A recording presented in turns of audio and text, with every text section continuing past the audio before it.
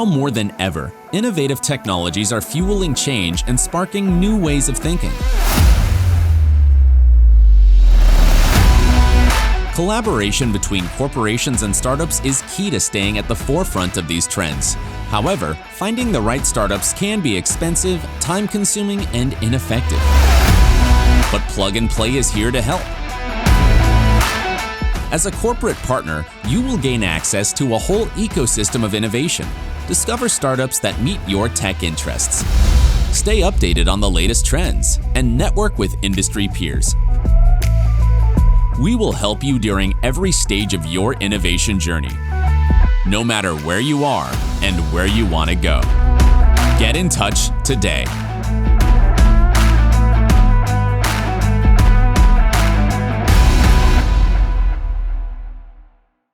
Good afternoon, everybody. How are you doing today? I know we're fighting some really nice weather outside, so I appreciate you all being here. Thank you to everybody that is watching online. We are very excited today to host our first ever in-person Animal Health Expo. For those of you that don't know, our animal health program started in 2020, October of 2020. And so we are about a year and a half in. Very excited to finally, after all of the pandemic-related Zoom meetings and everything, our startups that have been engaged over a number of years with our corporate partners as well, we're finally having an in-person Expo, and we are very excited to have the startups here today for you all to listen to. My name is Eric Buda. I'm the Senior Corporate Partnership with our Animal Health and Agtech program. Hopefully you guys are very excited and honored to be hosting and starting this Expo off with you. Hopefully you've had a lot of great networking opportunities, ways to connect with new people, new colleagues, former colleagues, new colleagues, friends, etc., and a lot of business kind of being done. So very excited to have you all here. Going to kind of do a quick little overview for you before we get things rolling. So for those of you that don't know, Plug and Play works to connect the world's best startups with national and global corporate partners to help them bring innovation technologies to market faster. So we are really doing that by trying to connect all the players within the ecosystem, nonprofits, corporates, obviously startups, other VCs, et cetera, to really bring everyone to the table to drive all of that forward. With all of the things that we do, we kind of try to sum it up into three really basic categories. One is really we are investing within a lot of startups. So we invest between 200 and 300 startups a year across all the different verticals that we cover. We're really working with all of our corporate partners to really find strategic solutions that they're facing that startups can solve. And we're doing this in collaboration with all of our corporate partners through our dedicated accelerator programs in our specific industry-focused areas. So really excited again to showcase all the startups we have within our animal health program in batch 3 for you. I can't do it alone. We have a great team. So you will get a chance to hear from just about all of them. We have Stephen Fay, he's the director of our animal health program and the director of corporate partnerships here at Plug and Play. Lindsay Laban will be up here. She's our program manager and partner success. As I said, I'm working with our corporate partnerships, and then Bhavna's our ventures analyst. Unfortunately couldn't make it, but we're very excited to have her and everyone on the team. We are based out of Topeka, Kansas, right there in the animal health corridor, which I will touch on in just a little bit. But I'm not the only one, and our team are not the only one that can do this. We really are beholden and really appreciative of all the support we get from our corporate partners. So we have Cargill, Hills Pet Nutrition, and Evergy Energy as our 3 partners, really engaging with us, really working on different, focus on different technologies and solutions that they're looking at. And then we have some strategic partnerships as well with Go Topeka and Biosciences. And so we're very appreciative of all of you being here, very appreciative of the support that you guys have, and really enjoy the partnership. So quick overview within animal health. There's a lot of things that have been going on, and not sure how engaged all of you maybe have been, but I think it's a really unique space. First off, who doesn't like pets and animals and all that? There's a lot of great things about it. They don't talk, so it does make some things difficult, but there is a lot of innovation going on in this space, and a lot of it's been accelerated over the last few years. So as you can see here from precedent research, the market value of the global animal health market is estimated right now from 2021 at about $53 billion. And that's estimated to reach just about 80 billion. I wouldn't be surprised if it actually goes through that with all of the new innovation and strategic partnerships that are being created. But there's really been, I think, two main drivers with that. One is the increase in companion animal ownership. So how many people got a pet during COVID? I got one hand, 2, 3, 4. Okay. How many had a pet prior to that? So maybe the one you got was a second. Okay. So a lot more. So the pandemic obviously was a really big driver in the growth, especially in the companion space within animal health. A lot of people were spending time at home, needed the companionship, all of that. It's really good for mental health, so there's a whole lot of benefits with it. I definitely was one of those that enjoyed having my dog at my side for all of the meetings. The other part of that is the increase in the global population. So on the production side within animal health, we're really looking at new ways of how we can feed the world moving forward, healthy animals, and helping with all of that grow. And then really there's a lot of redefining of what the industry looks like with alternative proteins and other types of innovation going on, and really driven a lot by millennials and Gen Z. This population is really more engaged with their pets. They're more conscious about what they're eating, and so how it's being produced, how it's being raised, etc. There's a lot more of the awareness going on within both of those areas as the population grows. The digitalization is a big thing too. You get a rise of e-commerce and all of the different distribution channels that are going on within the pet care space. And overall spending is increasing dramatically on pets as far as their health, wellness, and how we manage their care. And then really there's a big investment lately in the space. And so I'll touch on that in a little bit right here. So we've been very fortunate here at Plug and Play. We've really been working and investing in this space over the last few years. So this slide here that you can see on the screen, we've been able to invest in a number of different startups over the years. We have had a lot of these come through our accelerator program. We've also made a lot of introductions with these startups to a lot of corporate partners that have created some strategic partnerships. One of the big ones that actually just happened last week, if you haven't seen it, but BasePaws was just acquired by Zoetis. So BasePaws is a direct-to-consumer DNA testing that's focused on providing different results for their wellness, health, et cetera, within their pets. And so Zoetis kind of went through this transaction, a couple of conversations that they had over the years, and we're really excited that we were able to be a part of the BasePaws company from a number of years ago. So investment isn't only through us. There's a lot of regions that are doing, and a lot of areas that there's investment going on, but none is actually bigger than the Animal Health Corridor. Not sure if you guys are familiar with what the Animal Health Corridor is, but it's actually kind of locations between Manhattan, Kansas, where I live, and Columbia, Missouri. There is over 300 companies that are located within that region. Companies that are focused on pharmaceuticals, diagnostics, pet food, manufacturers within equipment for pet food, CDMOs, et cetera. There are a plethora of companies within the area, a lot of revenue within the business coming through the region, and so we are really strategically placed there to take advantage of all of the resources that different companies, R&D that's going on. We are very fortunate that our office is in Topeka, and Topeka has been a great supporter with focus on innovation in the Animal Health Corridor. We've got a new innovation campus that'll be opening up in the next year called ASTRA. It's the Animal Science, Technology, Research, and Agricultural Innovation Center. It's going to have some wet labs, co-working space, office space, et cetera. So we're really looking forward to being able to fill that up with not only the startups, but businesses that want to be in the Topeka area as they're focused on innovation and really driving what's going on in the Animal Health Corridor. We're also very close to the USDA and NBAF. Not sure if anyone's familiar with NBAF, but it's the National Bio and Agro Defense Facility. It'll be the first level 4 biological secured facility within the U.S., located in Manhattan, Kansas. It's a roughly 575,000 square feet. Most of it's underground. And it will be really focused on a lot of R&D within vaccines, diagnostics, and a lot of zoonotic diseases, so those that can transfer from animals to humans. So really excited to be able to leverage, hopefully, the research going on there.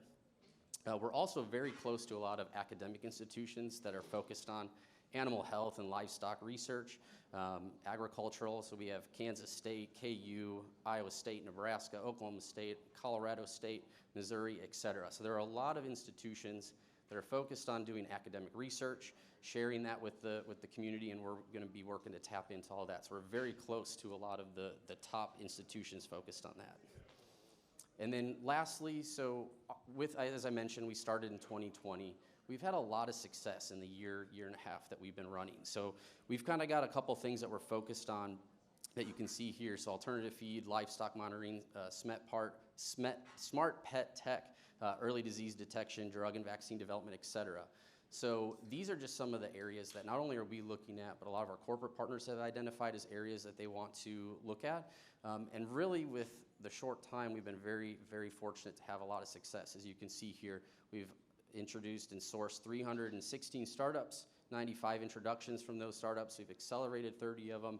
And with that, we've had up 39 engagements, 11 NDAs have been signed in the past year, 4 pilots and POCs, and we've already announced 2 partnerships that startups have had with our corporate partners. So we're very excited about the direction that we're going. The animal health space is a really growing industry. It's a lot of fun to be in, and so hopefully if you're interested, would love to talk to you more about it, get you connected with some of our partners or others that have been involved with us. And with that, I'm going to wrap it up and hand it off to our keynote here, Dr. Frumi Rachel Barr. So Dr. Barr, if you'd like to join me up here, I'm going to... So Dr. Barr is the CEO and founder of the Barr Business School. They are helping raise the bar for entrepreneurs. She's been a lifelong entrepreneur herself, with founding and leading several fast-growing companies. And she is now focused on helping equip entrepreneurial leaders and their teams with the tools they need to grow safely, make the right decisions about their leadership, people, strategy, execution, cash management, and data management. Dr. Barr, the floor is yours. Thank you. Wonderful. Hi, everybody. All right. Why would anybody move from beautiful California all the way to the Midwest, especially in October, right? Wow. So I have to give you a little context for that. I have what's called a portfolio career. What that means is I do a lot of different things, and everything I do has to do with entrepreneurship. So I am a co-founder of a cannabis company. After all, we are in California. I'm also the co-founder of a pet technology company. I have a business school, but what I really do most of the time is I talk CEOs off the ledge. There's plenty of CEOs who are sitting on the ledge, let me tell you. So once upon a time, there was a pitch contest. This contest happened to be in Northern California. And fortunately, I seem to have a reputation for being a really good judge. In fact, I was a judge at the Animal Health Corridor Summit 2 years in a row, and that's how I ended up here today, because one of my fellow judges recommended me to Lindsay. So at this particular pitch contest, I met Lisa.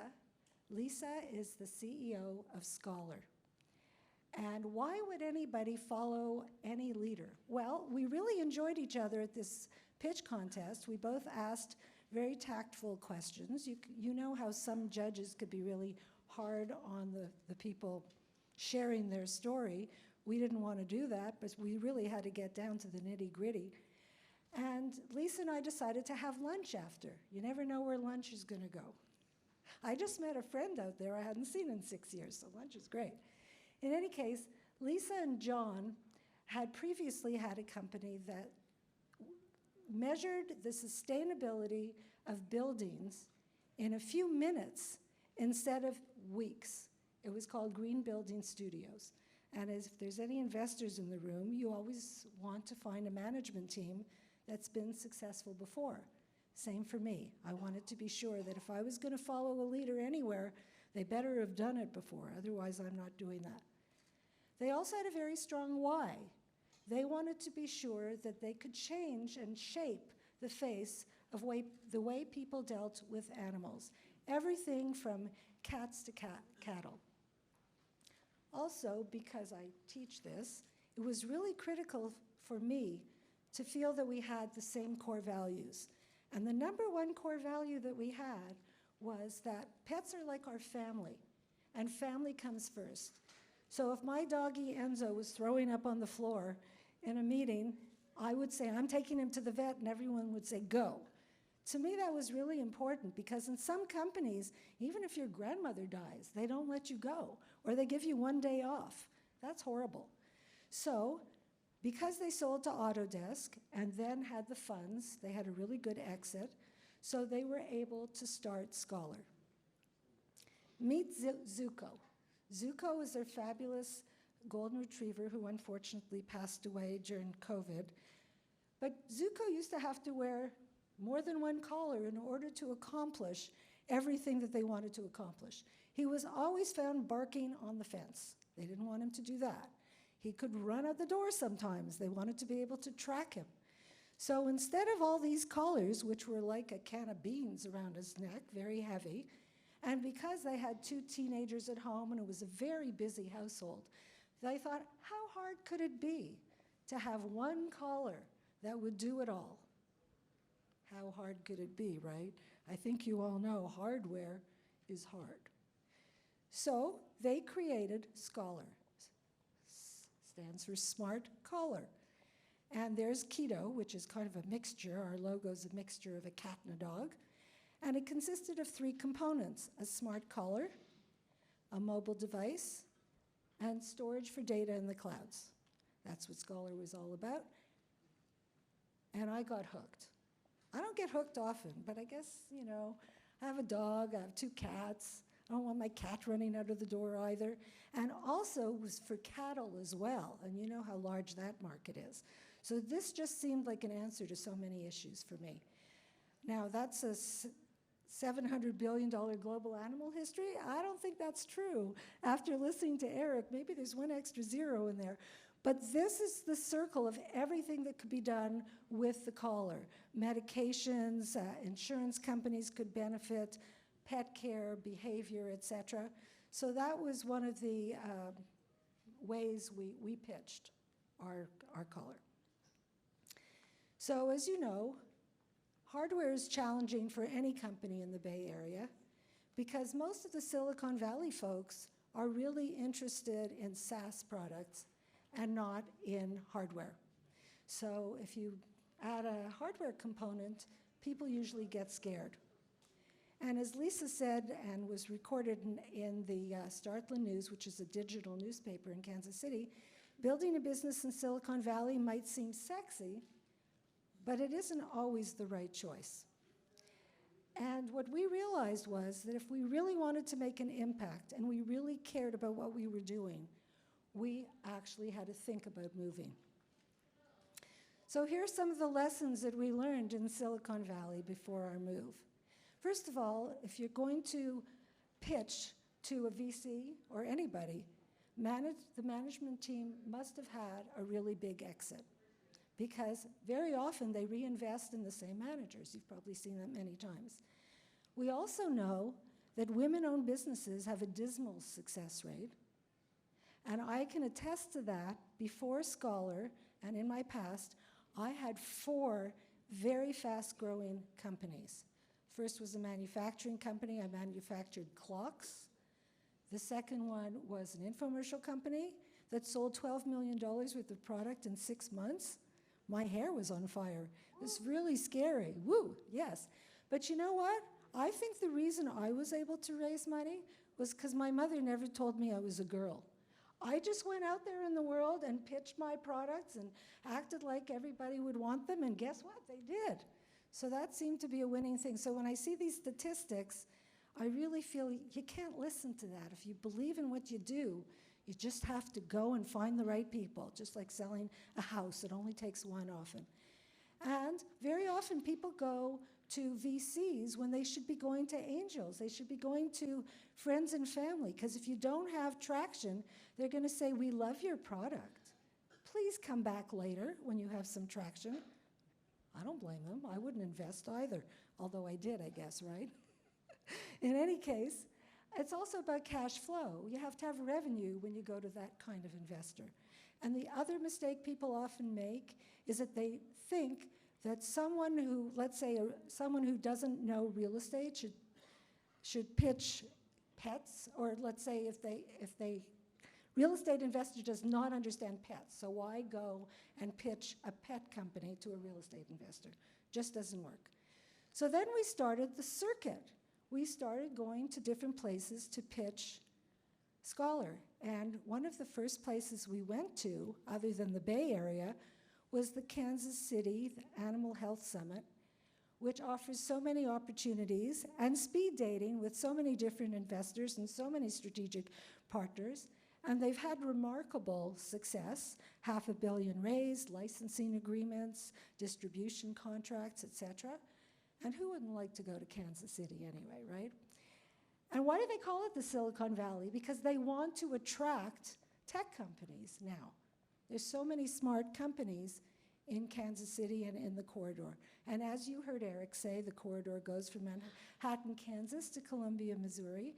So these are some of the places that we pitched.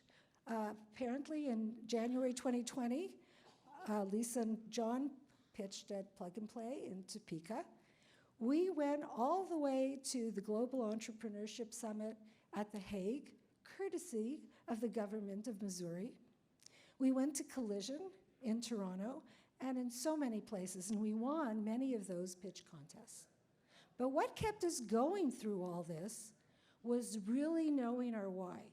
As I was telling my friends from Hills here in the front row, I am wearing a pendant which was given to me by Simon Sinek.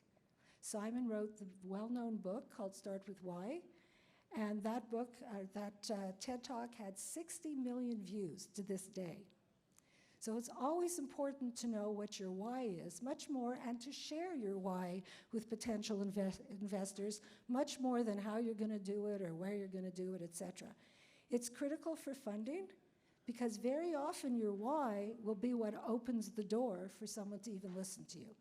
It's important for your mindset, and in fact, I wrote my own book after interviewing 50 CEOs from around the world, and I asked them what their greatest challenges were. And with those 40 challenges from 50 different CEOs, I wrote a book called The CEO's Secret Weapon, How to Accelerate Success, and Simon wrote the foreword. So I wear this is my good luck charm. It reminds me why I'm here. And so a few tips for the entrepreneurs in the room. In order to be successful, I'm going to give you 4 tips today. The first is the ability to control self-doubt. And that's often why I talk people off the ledge. Doesn't matter if they have 40 million in sales, they still need to be talked off the ledge sometimes. What are those voices in the head that make you think, am I doing the right thing? Am I risking all my savings? Am I going to let all my investors down, my family and friends around? What's going to happen to those people if I lose their money? There's so much that goes on, and that's monkey chatter in your head. And the only way to get over that is to remember what your why is, and also to redirect those little voices to say, you know, you could be more helpful and scout for me. Don't just tell me all the things I can't do. Look for the things that I can do. Keep your eyes open for the people I should meet, right? So that's the first, ability to control self-doubt. And I might ask you after if you remember these, so think about that. Okay, so we kept going back through all these different pitches. We kept going back to Kansas City. It was so warm, so friendly. We really felt like we could be integrated into the culture. I remember the first Christmas I was there. I moved in October, and for Christmas I was invited to a cookie party. I mean, that doesn't even happen here. Here very often people say, oh, we should get together for dinner, and that never happens. But you know what the first thing they ask you when you go to Kansas City? Where do you love to eat barbecue? Okay, well, I know Oklahoma Joe's isn't Oklahoma Joe's anymore. It's just Joe's now. But to me, it'll always be Oklahoma Joe's. I don't think there was ever a trip that I didn't get off the plane and say, when are we going to Oklahoma Joe's? So apart from that, the spirit of the city, the swag everybody wears, you just walk around, everyone's always wearing a Chiefs shirt or a Royals shirt. I have to be fair to the baseball team. In any case, That wasn't the only reason we moved. You don't move anywhere just for barbecue, right? But Missouri offers a lot of different incentives. They offer tax incentives, so if you reach a certain amount in payroll, they'll actually reinvest that, help you reinvest that in your business. There's the animal health corridor, where people understand animals, so why wouldn't you go there to pitch your company? There's a low cost of living. I think, well, the gas prices we all know are nuts, but I bought a Subaru when I went to Kansas City. I saved $1,000 in taxes for that, and I'd fill my tank for $28. Driving up here from LA, $78. Now, you know some of that's the increase in gas prices, but a lot of that was just the difference between LA and Kansas City. I have an apartment on the west side of LA. It's $3,000, and it's the same as my $1,200 apartment in downtown Kansas City. I mean, that's very compelling for startups, don't you think? So also, it's the heart of the country, so that's good for transportation. There's a lot of logistics companies, and also, if it works in Kansas City, it's going to work all over the country, so it's a really good testing ground. All right, but there's a lot of decisions that go into deciding to actually move. I have 5 kids. When I announced that I was moving, 2 of my kids said, but we're having babies. And I thought, oh no, now I'm going to be a grandmother and I'm going to be halfway across the country. But this is going to be easy, I'll be fair. I'll be able to fly to LA and then I'll fly to Oakland. Everyone will be happy. We all know that didn't work because of the pandemic, but that was what allowed me to tell myself this was a good decision. There's all these living choices to make, Excel spreadsheets with all the different options for where you could rent. I rented a place in downtown Kansas City that had a dog park downstairs, and that was one of my criteria for moving, believe it or not. I didn't want to be going outside and slipping and sliding in winter. And of course, you know, leaving friends and all that made it tough. But as soon as we made the decision to go, we were welcomed into the heart of Missouri. We went to a Raiders versus Chiefs game in Oakland with Mike Parson, the governor, and we were in his suite with him. It was sweet, except that we had to zip up our hoodies because we were walking through Oakland wearing a Chiefs t-shirt, and we thought, well, we don't want anybody to beat us up here. But anyway, it was all okay. We had a great time. And then we had a ribbon cutting. This ribbon cutting was at Barr. Barr now is in St. Louis as well, and you can see me with my red boots. These are my happy boots. And next to me is Lisa, the CEO, and then the governor on the other side of her. Also, John is wearing our keto there to the right, second from the right. So we were really welcomed into Kansas City. Okay, so how did we actually raise money when we were there? Well, one day I said to Lisa, you know what, we have to be really creative, and this is where my own money-raising skill, I guess, or secret sauce came in. I said, why don't we write a story? And she said, we don't have time for a story. We're too busy. So I said, I'll tell you what, I'll write this story, and then you can decide whether this is worth sharing. So we wrote this little book called Life with Gus and Monkey. Monkey was my Maine Coon cat, so it's in Monkey's memory. And when I read the story to Lisa, she got all excited about it, and she decided to do the graphics. So she did the graphics, and here we are, sitting with our very first Kansas City investor. 6'2", red hair, shows up at our meeting wearing flip-flops at a WeWork kind of place, sits there with his, his foot over his knee, and he didn't look all that interested. He loves dogs. He was interested in what we were offering, but I was inspired. I said, Andrew, would you mind if I read you a story? He looked at me, a story? I said, well, we wrote this little story about Life with Gus and Monkey. I'd really like to read it to you. So here I am reading kind of a bedtime-like story to this guy, and at the end of it, he sat there, his jaw dropped, and he said, you just described my life. So he was our first investor, and he's a prominent Kansas City investor. See, I told you I knew how to do this. So here's the second tip. Always look for new opportunities. Entrepreneurs are said to be very optimistic. After all, if you were pessimistic, you'd never think your business would ever get funded, so that kind of gathers optimistic people. And optimistic people, research shows, are more likely to see opportunities than people who aren't optimistic. So that's tip number 2. Anybody remember tip number 1? No self-doubt. Thank you. You were very good students sitting in the front row, I bet, right? So, what do strategic investors want, okay? Here's what they want. Strategic investors are interested in product fit and synergies, on the potential for revenue growth. They want increased market share. Maybe their market share is kind of stuck at a certain level. They want an innovative team, maybe they don't, sometimes they do, with fresh thinking, and they want to remain relevant in the industry. How do you stay relevant year after year after year? So this created our second story, Gus and Monkey Fight Bugs. Now, when you go to a strategic, a story doesn't work quite as well. It didn't work quite as well as the first story. It was like overwhelming because we laid out the whole program of what this could look like.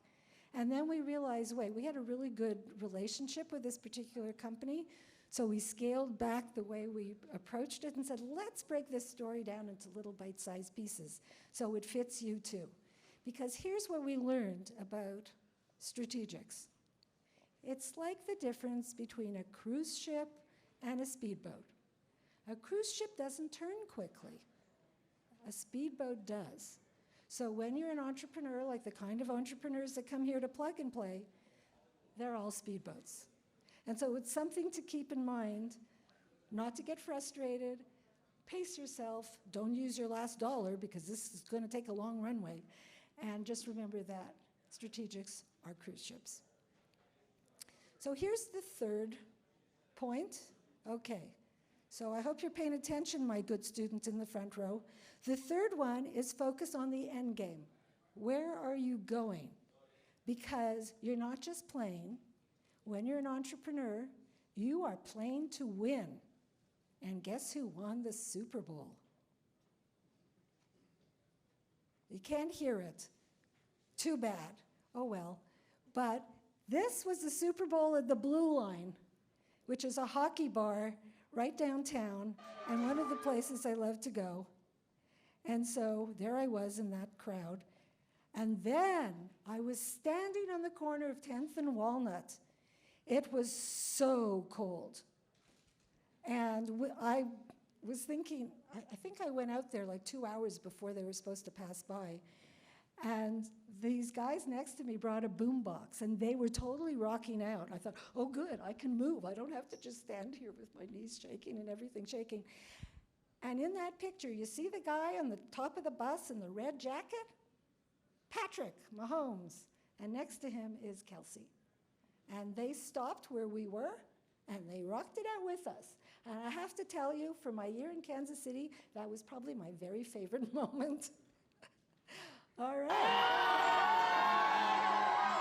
There we go. It worked. Yay! So cool. All right. Now, when I was showing these slides to Lindsay, my boy Enzo was on the floor behind me, and his name is Enzo Ferrari. As my friend Jennifer here from Hills said, from the Art of Racing in the Rain. I said, yeah. So Enzo said, hey, Mom, am I just kibble?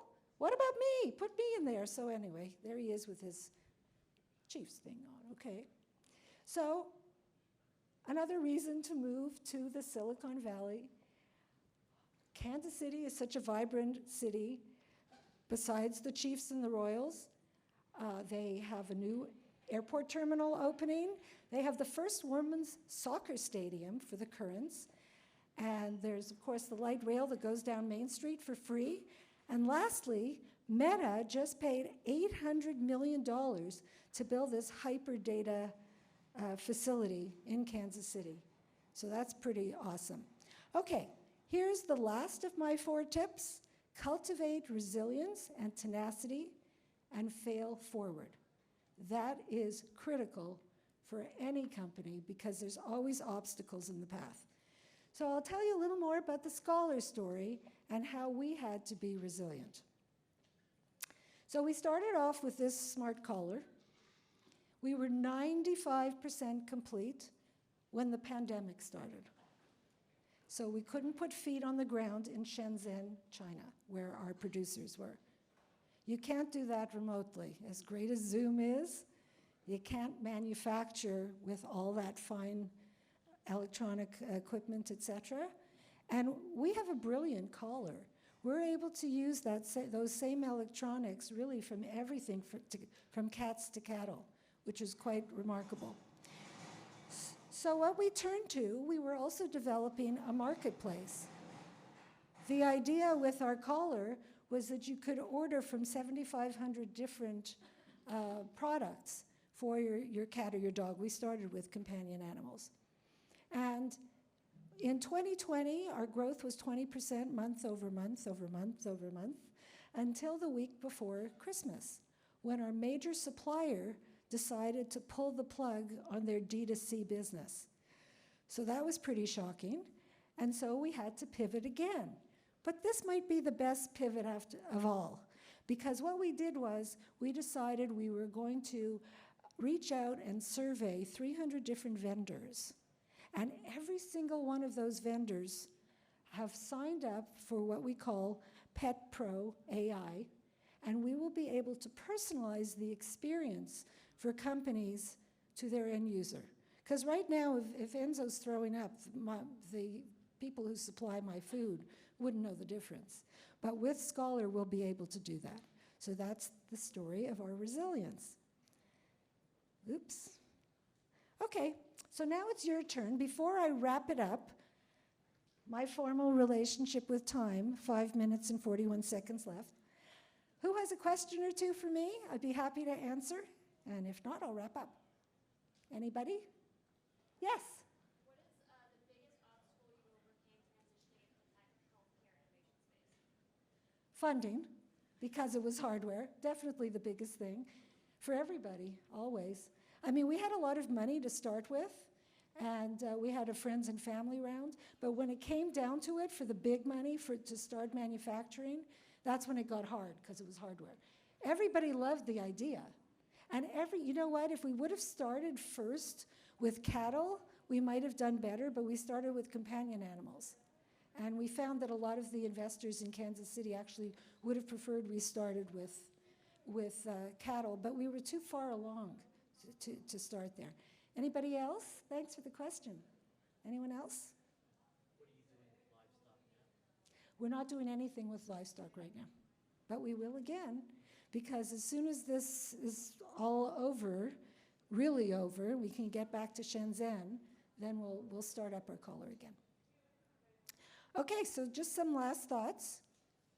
For my student in the front, I will remind you. Success depends on having an entrepreneurial mindset to control your mind.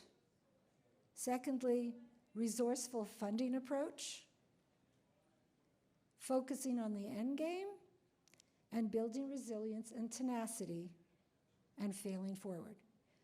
So because I'm at Plug and Play, I guess I can plug my school. So I created this school because when I created it for the old me, for when I was an entrepreneur with a degree in physical therapy. I got my MBA and PhD 20 years ago, which I'm older than 20, so older than 40 too. But that really felt really important to me. But you know what? In business school, they never teach you how to start a company. You can go to law school, you can learn how to be a lawyer, but they don't teach you how to run a company. Not if you're an accountant, not if you're in marketing.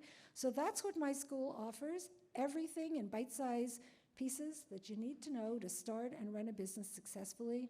Our BHAG is to reach 10,000 entrepreneurs in the next 3 years. And we have our first incubator, eager to share. We just launched in March. We had our first client in March. And we have our first incubator who wants to help their mentors out to make sure that they have a leg up and they know what they're doing. And that's it for now. Thank you.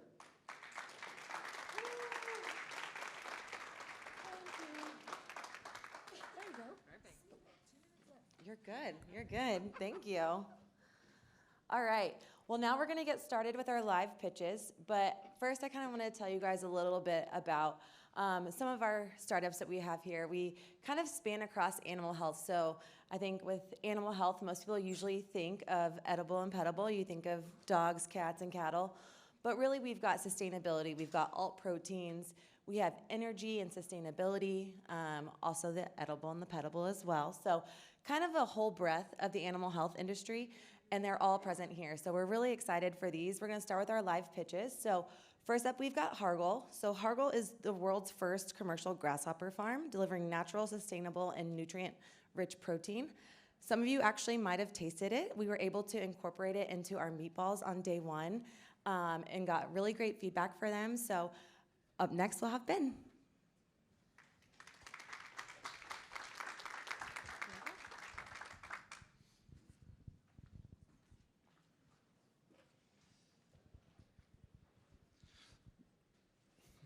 Thank you, Plug and Play, for the invite, and shalom from Israel. My name is Ben Friedman. I'm a co-founder and COO of Hargol Foodtech. 7 years ago, we embarked on a mission to do better, deliver a better protein with an amazing taste from a natural source, healthier for human and animals, with limited impact on the environment.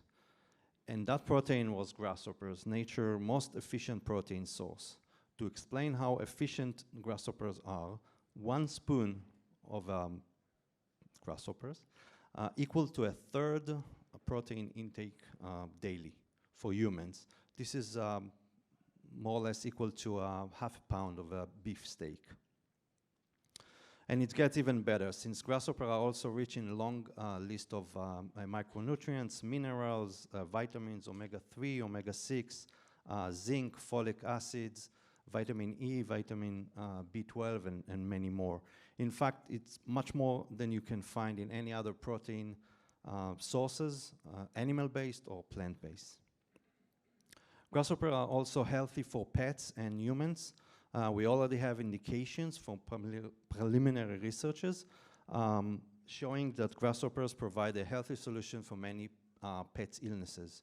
Don't forget that grasshoppers were a nature part of the pets' diets. The impact on the environment is incredible. Compared to beef, pound to pound, grasshoppers reduce over 99% of carbon emissions, water consumption, arable land, and waste. We're using 100% of the animal. This means that with the same resources, we can produce 100 times more protein. We are first and the only company in the world that reach a commercial scale production in a climate control environment with year-round production. The pet treats markets, as you all know, is booming in the US and around the globe, with the new trends toward more natural, healthier, and sustainable product is open an opportunity to new players and new brands. Hargol is in a blue ocean, as we said. We offer a novel ingredients to develop a new category of paleo diet for pets, a natural diet that pets use to enjoy, brought now in a form of a modern treats that are delicious and healthy. Hargol's novel ingredients can be easily blended into a wide variety of products. We have here some samples, enhancing flavors and improving bites experience and juiciness, enriching nutrient content and offering health benefits. For the pet owners, Hargol offers a better solution to improve the life of their pet while not harming other animals. We are now seeking a strategic partnership with pet food producers to develop and market innovative treats for pets. With our solution, the future looks delicious, healthy, and extra juicy. And if you want to take a bite from that future, come talk to me. Thank you.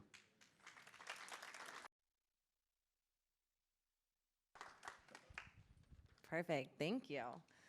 Kind of like Ben was talking about, it's amazing that he's in animal health, but it's also food. So the crossover is amazing.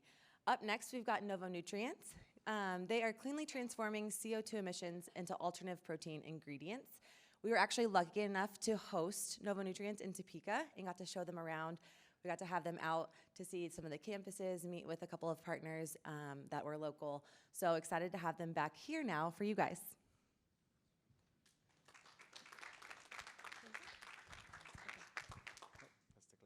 Thanks. All right. Hi, everyone. Thanks, Lindsay. Let's see how this works. All right. So I'm Kedar Patel. I am the SVP of Biology at NovoNutrients. Thanks to the organizers for putting this on and giving me the opportunity to talk to you all. So we at NovoNutrients, we're actually local. We're based in Sunnyvale here as well. We're working on cleanly transforming CO2 from industrial emissions into food protein for food and feed applications for animals, humans as well. As you know, both CO2 in the environment as well as the growing demand for food pose tremendous challenges, but also create big opportunities for us. So we're involved in tackling both of those. Zooming in a little, we are using CO2 gas that comes from industrial emissions and hydrogen that comes typically from electrolysis, other sources also possible, in a gas fermentation technology. So we have a bioreactor that has proprietary microbes that can use these gases to grow, and then that microbe grows into this biomass that is just naturally rich in protein under the conditions in which we grow it. And that biomass can be used as an ingredient for food or feed applications.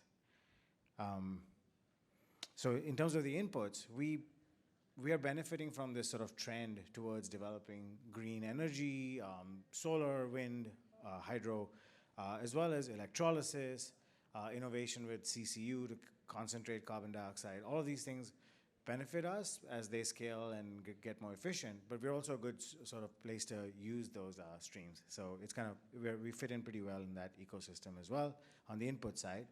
With the bioreactors and the microbes we work with, this is sort of the center of what we do in our technology. We have found these microbes that can grow well under these with these gas streams. We can evolve them to grow better and more robustly to produce nutritious protein.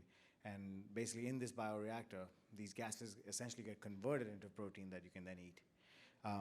With that, it's about 73% protein naturally in the conditions under which we grow our microbes. Looking a little bit further at our products then, so using this protein as it's created from the biomass, we can concentrate it and then formulate it into food, such as in this, on the top, the image you see has a burger. It's an Impossible Burger with 10% or so of our protein put in. So we can make food type ingredients with it. Also, we have a product that is replacing fish meal in fish feed for the aquaculture industry. So as a source of protein for fish, they use ground up fish like anchovies. This would replace that. It's more sustainable and would allow the market to grow, where you can use the protein flour we create in a fish feed instead of the fish meal. We have done some trials in Japan with that, and we've got regulatory approval there for aquafeed and other animal feed as well. On the bottom right, you see a vial that contains engineered microbes that can produce other high-value or value-added chemicals, such as carotenoids. These are one example of how we can engineer these bugs to produce new molecules. But so it's an important one in that carotenoids are quite expensive. They're high value. They're hard to create. They're colored pigments that have health benefits for animals and humans as well. So they get formulated into fish feed, for example, animal feed as well. One we show here is astaxanthin. It's used in salmon as well as shrimp feed. So it gives salmon that nice pink color that you expect, and it has the health benefits for the fish as well. So we can make those kinds of chemicals as well in our process. In terms of the protein we produce, looking just at the quality, we have looking at one score which is called the digestibility score. It's a measure of how complete the protein is for all the amino acids humans or any animal needs. Ours are pretty superior to everything out there that's from the plant sort of side, soy, wheat, and such. Also, it is pretty comparable with beef, which is considered the most sort of high protein, complete protein diet. So that's a favorable thing for us as well. Looking at sustainability as well, we have a negative carbon footprint. We consume 2 tons of CO2 for every ton produced, and very low water and land usage, 1% compared to even soy, for example. We have a really strong team we've built in the last few years. David Say, our CEO, is here as well. We have our CTO, Joe, from DuPont. We have expertise in gas fermentation, synthetic biology, as well as food applications development. So we have a pretty strong team now. As I was mentioning, we're at the center of this space between CO2 utilization, climate tech, call it climate tech, food tech, as well as gas fermentation. There's some players that are showing up and achieving success. And we feel like we're right at the center of this important problem and solution. And others are also starting to see traction, which is a nice place to be. I'll end with this last slide, which is saying we are looking for partners that can our sources of gases, whether it's industrial emissions or hydrogen, as well as people that need food ingredients such as our protein. And we're seeking investment as well. So we're happy to talk to you at our booth or offline. Here's my info on the slide. Thank you.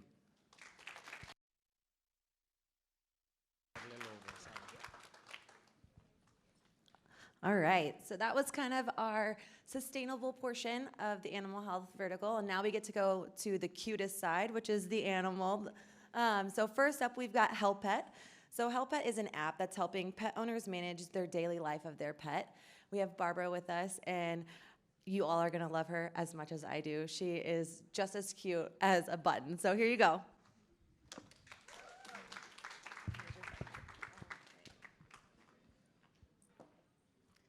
Hi everyone, I'm Barbara Santoro, CEO for Helpet. Who have never lost the pet ID documentation or, for example, the pet medical record? So this happened to me many, many times, especially when I decide to take my dog Jack and I lost the pet medical information of him. And one day when, just a moment, I think, all right. Okay, and one day the policy stopped me and asked me to show the microchip number of my dog, but I couldn't find it. So for this reason, and especially for the opportunity of the pet market that it's grown and was growing a lot, I decided to create Helpet, also to help business pet owner to manage the pet life. Helpet is an application, okay, Helpet, I don't know what is happened, okay, all right. Helpet is an application, a mobile phone for Android and iOS that you can manage all your pet life inside our app. Especially, it's a solution for the pet facility because we create a marketplace that you can increase your business inside. For the user with Helpet, you can contract a pet insurance contract inside, and you can manage all the information of your pet insurance. Also, for example, you can open a claims inside, and everything is through blockchain. Also, now you don't have a problem with your pet medical information because now you have all the information of your pet inside our app. And for example, now you don't have excuse to lose your microchip number because we have the pet ID and also the microchip number inside our app, and it's everything validated through blockchain. And also we create a map that you can find the best pet facility inside, and you can get in touch with them. And also you can find other people in our map. Our mobile app is, we offer an app that is completely and innovative in the pet market. We launched, first of all, our app in Italy that today we have more than 23,000 pet facilities registered in our platform. And the same year we launched also in Brazil that we have more than 5,000 pet facilities. Also, the Italian newspaper spoke about us, and our team is divided into Brazil and Italy. And we are looking for some partnership with pet food brand and insurance company, because we understand that the pet now it's a member of the family, so investing in health pets means investing in the future. Thank you so much for the opportunity.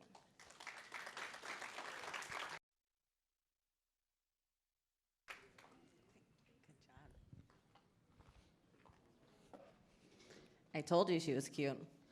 All right, so next we have Eric with PupPod. PupPod is the world's first multi-species gaming platform and the intersection of pets, smart home, and gaming. So this one also, while it's pets, we also have the IoT version of animal health. So Eric, you aren't as cute as a button, but your dog is.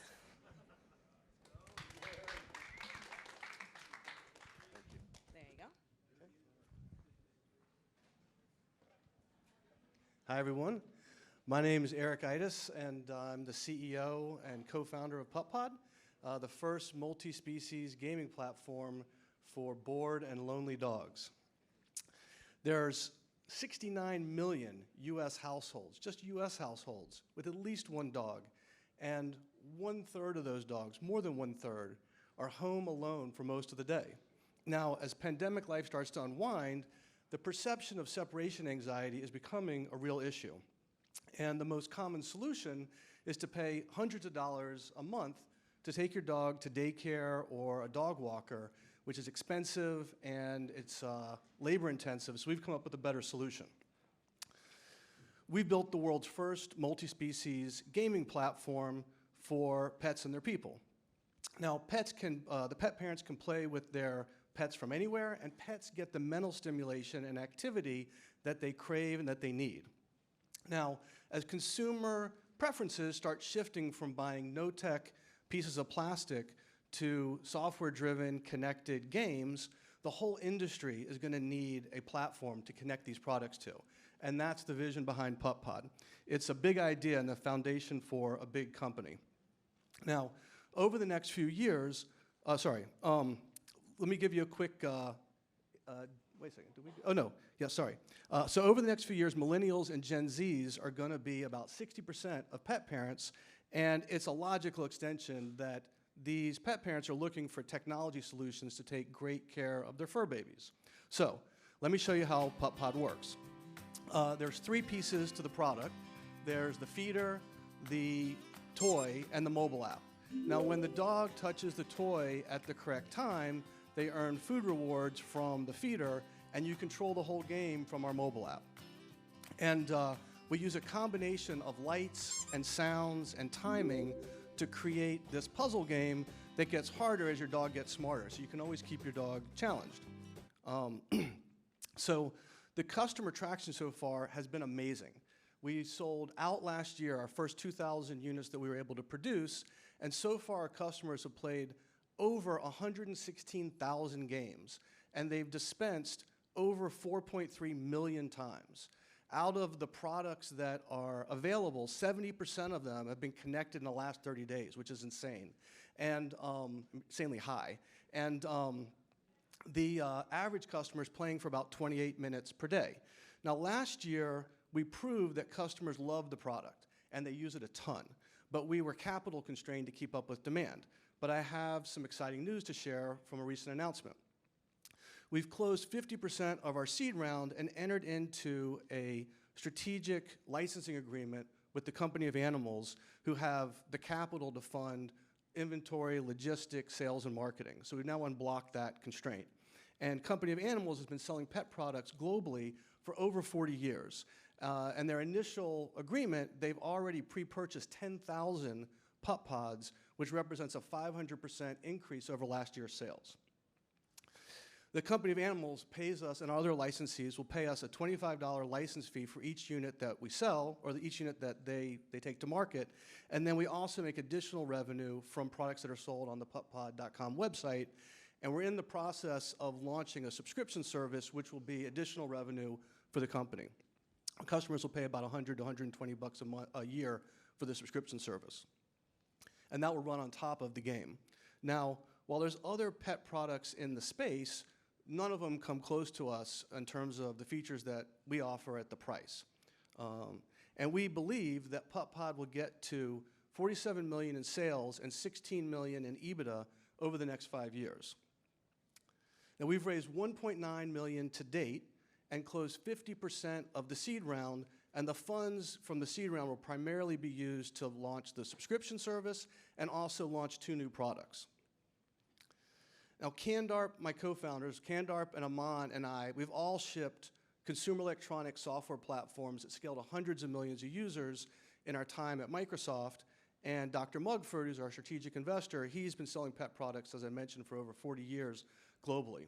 So, who wants to get their paws into PupPod? Come see me, and we'd love to fill out our seed round. Thank you very much.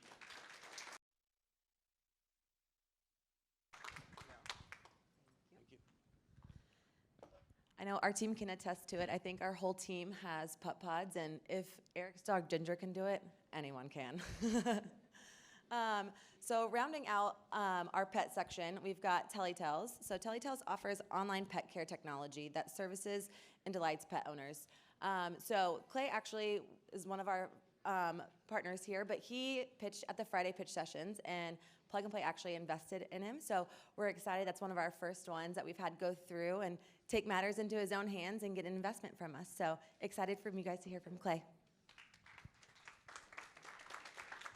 So you cannot take the money back? Just make sure. Clay Bartlett, co-founder and CEO of TeleTails. It's great to be here today. More importantly, though, I want to introduce you to my 7-year-old yellow lab, Rosie. While the pandemic has undeniably been brutal on all of us, I think Rosie might tell you that it actually has not been too shabby for her. Because over the last 2 years, we've spent fewer than 14 days apart from one another.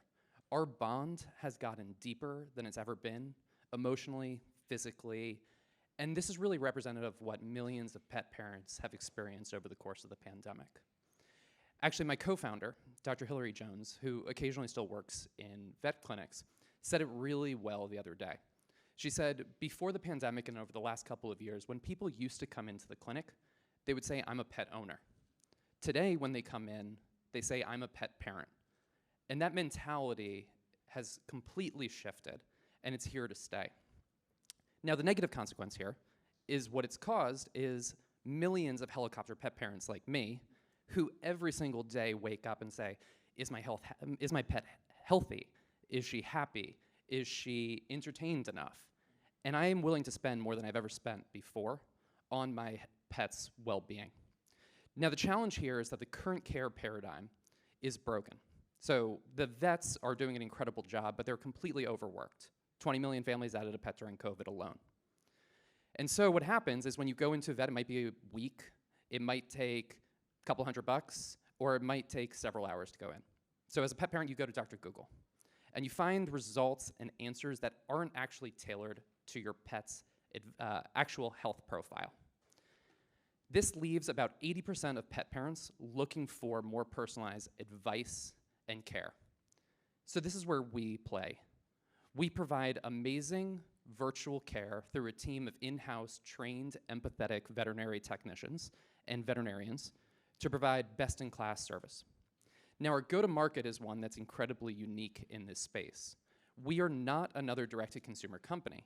We only provide white-labeled technology to our consumer partners. We call this a vet-as-a-service model.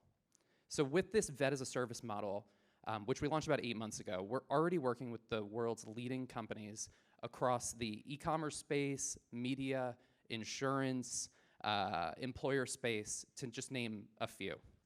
Now, the value that we bring to the table in this B2B2C model is that we can help our partners with customer acquisition, retention, and even monetization. And I think this is incredibly important right now as customers just get incredibly more discerning in the space. If your brand says they're authentic, they're for the health of the pet, well, that customer is going to test you on it. So as a company that plugs in through this white-labeled environment, we can provide our partners with the means and the technology to deliver this in a highly scalable way. So I'll give you 2 case studies really quickly. So an employer group. So we have a PEPM model for an employer group where they say, hey, we've got negative feedback from employees because pet insurance has pretty high deductible, the penetration's been low, people haven't been willing to adopt. We give them a way to offer white-labeled, branded, chat and video consultations for their team. Another example is a leading feline product company that launched this in conjunction with some products, and we're giving them more than 20 different points of data on the back of each video and chat-based consultation that they can then use for retargeting, for consumer insights, and they've never been closer to their customer. So over the next 6 months, we're really excited about what's ahead. We are launching a partnership with one of the world's largest pet media brands next week. We are providing more data taxonomy and insights to our consumer partners in October. And then we plan to have several other major releases by the end of the year. We're here, we'd love to talk partnerships, brainstorm with anybody else. I don't know where I went. Come see me. Thank you very much for the time. Appreciate it.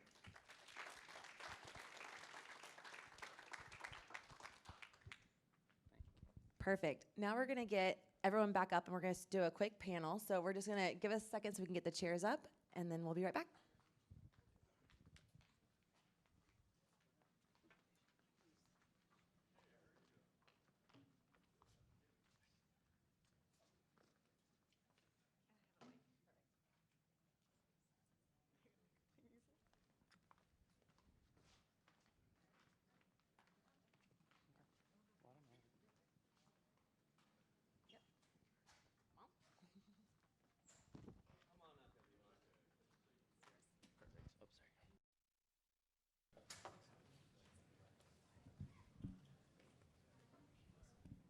All right, well, I'm just gonna stand here next to everyone, so the spotlight's all on them. But I'm Stephen Fay, I'm Director of Corporate Partnerships here at Plug and Play. As the team mentioned, it's great to have you all here today. Couldn't be more excited for the great presentations that already went. And I'm gonna be asking you guys a few questions today. If there's any specific ones from the audience, feel free to raise your hands. I can run and grab you the mic real fast, but let's kick things off with kind of a consistent thing we've been hearing today with just the explosive growth with pet parents, not pet owners, over the last 2 years. How have you guys been affected by this growth, and do you see it being consistent, or do you see it kind of changing over the coming months and years? Feel free, whoever wants to start first, to kick things off. I think legacy systems in the vet industry have really struggled to evolve with pet ownership, but it's a really exciting growth opportunity, and it's for the good. So I have high faith in the ability of vet clinics, of service providers to all work in harmony. I think our main crux is that you're seeing more temptation to pull pet care out of local clinics, and I don't think that's necessarily sustainable. But I think that the solution is figuring out a way to integrate digital and in-person care. No, I agree with that and appreciate it. Anybody else? I'll mention something briefly, which we're still pretty early in the pet food space, but we do hear there's increasing demand for sustainable products and such on that side, as well as maybe one anecdote from the aqua feed side for fish, where there's a lot of demand for fish, but there's not an easy source of sustainable fish food for the aquaculture farms, and that's a place where they come to us saying, hey, if there's a source of protein that's more sustainable, we'd love to work with people like us. I can agree with that, and I can add that we see a shift, we see a trend from the food, human food industry toward pet, and we'll look at almost the same categories of what motivate us, and it's sustainability and healthier and natural. So we're really looking at this trend, and by 2030 we're facing a problem. So we really need to start implement it now. So Yeah, also me, I very agree with the other guys because, for example, in Brazil too, I see that everybody have a pet. So, and I see also they grow it very quickly. So it's everybody now also use mobile phone to do everything, and also the pet, it's part of the family. So everybody has a pet, so everybody have a document for pets, so it's very nice. No, I couldn't agree more. Maybe we can just stick on a similar topic of the sustainable protein side of things. With so many new forms of protein coming out, so many options out there, what has derived you guys to land with crickets, to land with the kind of processes you guys have in place currently, with all the other kind of opportunities that are around this space currently? So maybe you guys can share a little bit there as well. Sure. One correction, it's not crickets, it's grasshoppers. Grasshoppers, my bad. And when you ask our CTO, he says, "Oh, it's a different animal." So, no, definitely is. Again, it goes back to the answer that I gave you. We look at it for the pets industry. We look at it as a paleo diet for dogs and cats, and this goes back to the natural sources. And animal sources. Obviously, dogs and cats are carnivores. They cannot use plant-based alternatives. And we looked for a better solution, both healthier, sustainable, and natural. So that's where we decided to go with that. Maybe similarly for us, I would say the quality of the protein and the fact that it provides a complete source of nutrition for humans, certainly, and other animals as well. The ability to grow it with almost no land and water footprint is nice. It can be grown in a distributed way where you could put it in different geographies quite easily. That's useful as well. And the sustainability aspect where we actually are net CO2 negative in this current times is a great sort of plus as well. So it just kind of comes together nicely for us. Awesome, I appreciate that. Maybe we can take a little bit of a change of pace into kind of the stimulation side of things. As dogs are staying home more consistently, as pet parents are going back to work, back to the office, how are you seeing this kind of technology keeping both pets and parents engaged while they're away from the home? And what kind of results are you guys seeing from this technology and how pets are reacting, the anxiety levels that they have, and so much more? Yeah, well, pet parents, when they had to, before they could take their dog to daycare and at least hire dog walkers with the pandemic, that shut everything down. And so a lot of those businesses have had a hard time to come back, actually. And so having technology in the home is, in some cases, a much more convenient option because the daycare you may have gone to might be, a few more miles away if it when it reopens. But in general, I think that the consciousness of the pet parent as a parent and the talking about their dog or their cat as a fur baby, it's real. And the affection and the priority that people put on their pets and giving them the best technology, the best products, the best care, it's just going one direction. And the other thing we see, we interact with a lot of behaviorists, and positive reinforcement is becoming a mainstream topic. It used to be kind of off to the side, and now this is totally mainstream positive reinforcement. So what we try to build with our product is a product that addresses all those trends. I was thinking about separation anxiety the other day, and I don't know if the separation anxiety is going to be for my pet or for me if I were to go back into the office. And I think that I started thinking about the change in the future of work. I don't think I'll go back to an office that isn't dog-friendly. And it's also really interesting to see dog-centric communities, especially be built out. And I think like co-working and all of these sort of ecosystems that are emerging are really interesting opportunities.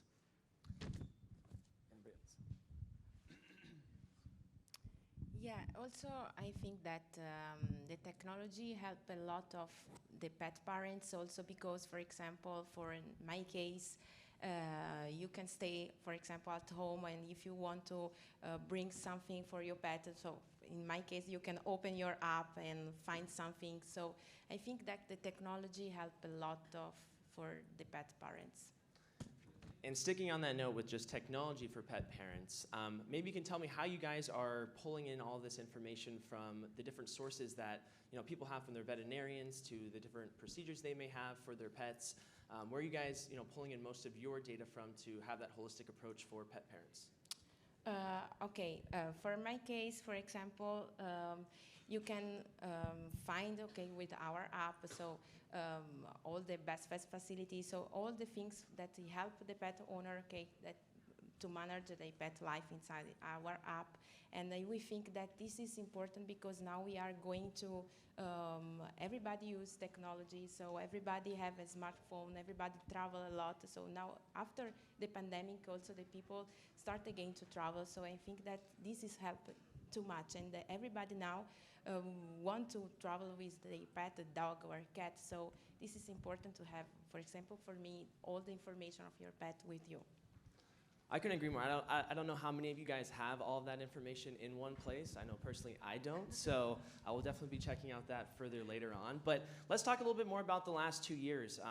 In our industry specifically, there's been a lot of growth and scaling opportunities given the pandemic and the increase in pet parents and pets in general. So maybe you guys can just talk a little bit about how that has affected your business positively or negatively or just in general. And feel free to start wherever you like, maybe down here with you, and then we'll pass it down. Okay. So with the pandemic, we stay at home all the time. So we have all the team divided in two different places. So it was a little bit difficult, but anyway, we started with the pandemic. We started, for example, to develop a new line of collar and leash for pets. So we started with this during the pandemic, but I think that helped a lot to think more about the product, to understand more the client, what the client wants, because it's changing everything. So, and for us that I live in two different places, Brazil and Italy, I see that, for example, in Italy, the people are very old and don't use technology. So with the pandemic, I understand more the person, what the user want, and I think that it's helped me to grow and to change a lot of things about our product. So new markets, new opportunities with the pandemic. Yeah. That's great to hear. I'm just going to add to that. It's not only the pandemic. I think the Russian-Korean war as well raised a new topic, a new issue about food security, and we see, I would say, opportunities from that to grow and raise different protein sources, and in a much sustainable way. Saving the planet and so on. So that's an opportunity for us. And anything on the excuse me, anything on the forefront outside of grasshoppers ever, or is that kind of the core focus? No. More to come? More to come for sure, but right now we focus on that. We have enough advantage. Yeah, sounds great. And challenges. I can imagine. I'd say similar, the food security and not having everything coming from one country and relying on a port and a ship to bring it over. So having the sort of ability to produce in a distributed way is certainly a big deal. Having more sources with different attributes to them of protein or other food is important both for humans but also for fish and animal health or pets as well. So we're certainly seeing a lot of those kinds of inquiries as well. We also see a lot of inquiries just from the emission side, given our technology can use CO2 and make a process more green overall. We get a lot of just folks like energy companies and such coming to us too. And just the general trend in greener energy sources and electrolysis getting better, cheaper, that's also been interesting and enabling for us. So I think through the pandemic, just all of that emphasis on climate sort of coincidentally or alongside it has been becoming more and more of an explicit thing that governments are looking into, so that's been helping us as well. Makes a lot of sense. I would echo what Barbara's already said. I think just there's interesting fragmentation in the space. There are 400 pet brands worth more than $100 million. So this is truly, a rising tide lifts all ships type scenario.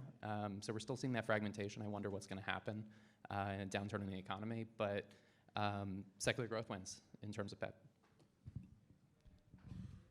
Just looking at the data, we saw about 7 million new pet parents, new households, and then, the shelters were empty, which is amazing, and there's all these dogs that went into people that already had pets in their households. So throughout this, I can't tell you how many, you guys probably see it on social media, there's people talk about how being with their pet got them through the last 2 years. So the bond, like you were saying, I don't think it's ever been this high. And people really want to know how to take care of their dog well. They're really interested in how their dog, like their mental health. And I think mental health for humans, all these things, all these trends transfer over to our pets. The things that start with humans, particularly with kids, end up transferring over to our pets. And so we're trying to collect a lot of data on how do dogs learn, can different foods help in combination with the mental stimulation, even give them longer lives, better, healthier brains. I think that kind of consciousness and demand has been generated by the pandemic. I couldn't agree more. I think the consensus we've heard from pretty much everyone up here is that it's going to be a new way of life for pet parents, for pets in general. Just the way that we interact with pets, the way our relationships have developed over the last 2 years. So it seems like it's still going to have that kind of new opportunities, the uptick in ways that we're engaging with pet parents, pet owners, pets in general. So let's talk a little bit about how you guys like to work with corporations. Since there's a lot of organizations here in the crowd today, what's the easiest way, and what do you guys, find as opportunistic to work with the individuals out here in the crowd?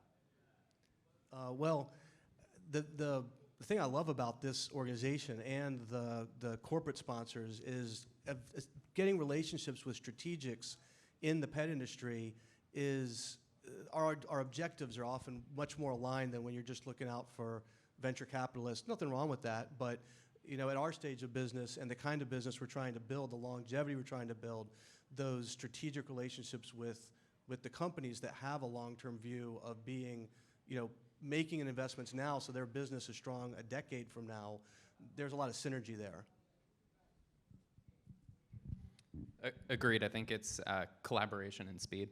It's super helpful, and the plug-and-play experience has been an incredible positive.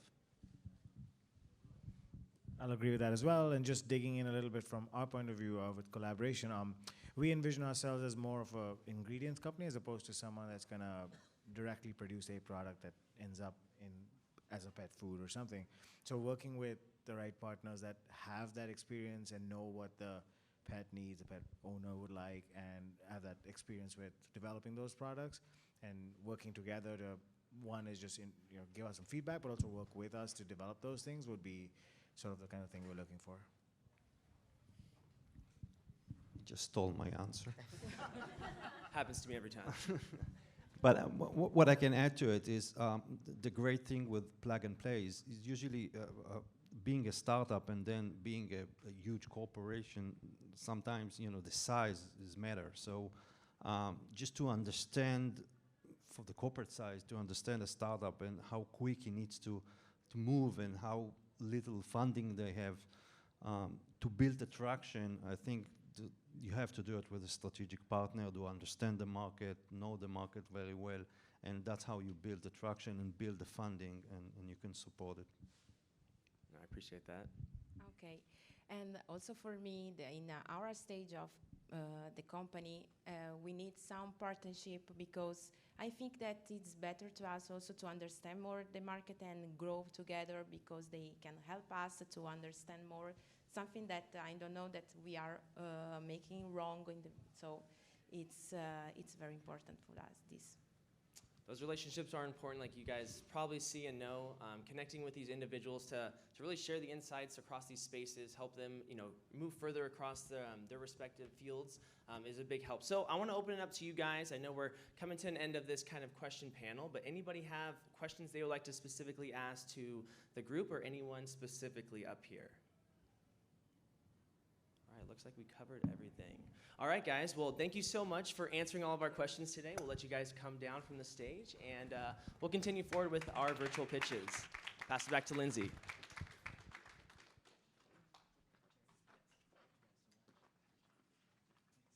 Yeah.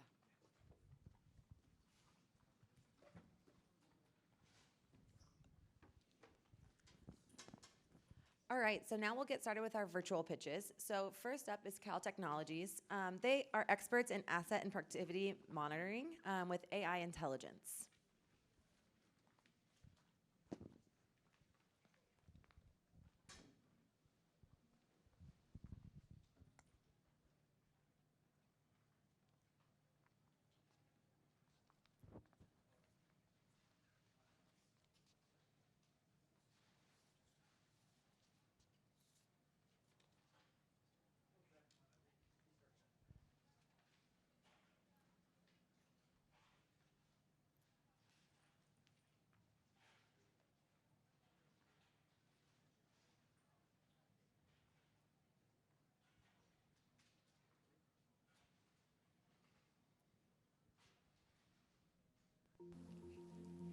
CAWL, Artificial Intelligence for the Oil and Gas Industry. Presenting CAWL's AI Asset Management Platform, ideal for midstream pipeline inspections, and its real-time alert system to prevent catastrophic events that can lead to significant human, environmental, and economic losses every year, having devastating consequences on our communities and companies. Our solution has been designed to identify possible threats to prevent these accidents from happening or detect them at a very early stage. With over 1 million kilometers of pipelines inspected with Cowell's AI system, you will have access to the next generation inspections. Increasing efficiency, reducing costs significantly compared to traditional inspection methods. Having access to real-time information and historical records of events, all while working with a highly trained AI that has reached 99.6% assertiveness to recognize vehicles, machinery, fire, construction sites, animals, leaks, and over 350 different objects and variables which alone or combined may be considered an imminent risk for your assets. How it works? Cowell's system runs over software that analyzes images and videos with artificial intelligence to recognize possible risks during ground, aerial, or submarine inspections. One of its main features, its live alert system, allows teams to receive alerts in their phone through a messaging app containing the image, alert, and detailed information such as the exact GPS coordinates from where the alert was triggered as soon as the AI has processed the image. At Cowell, we create solutions with artificial intelligence for the industry. We do it for you. We do it for them. We do it for the world. Cowell, artificial intelligence for the oil and gas industry.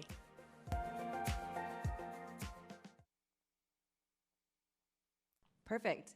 Next, we'll have Adrich. Adrich helps brands and retailers get the right products to the right consumers at the right time.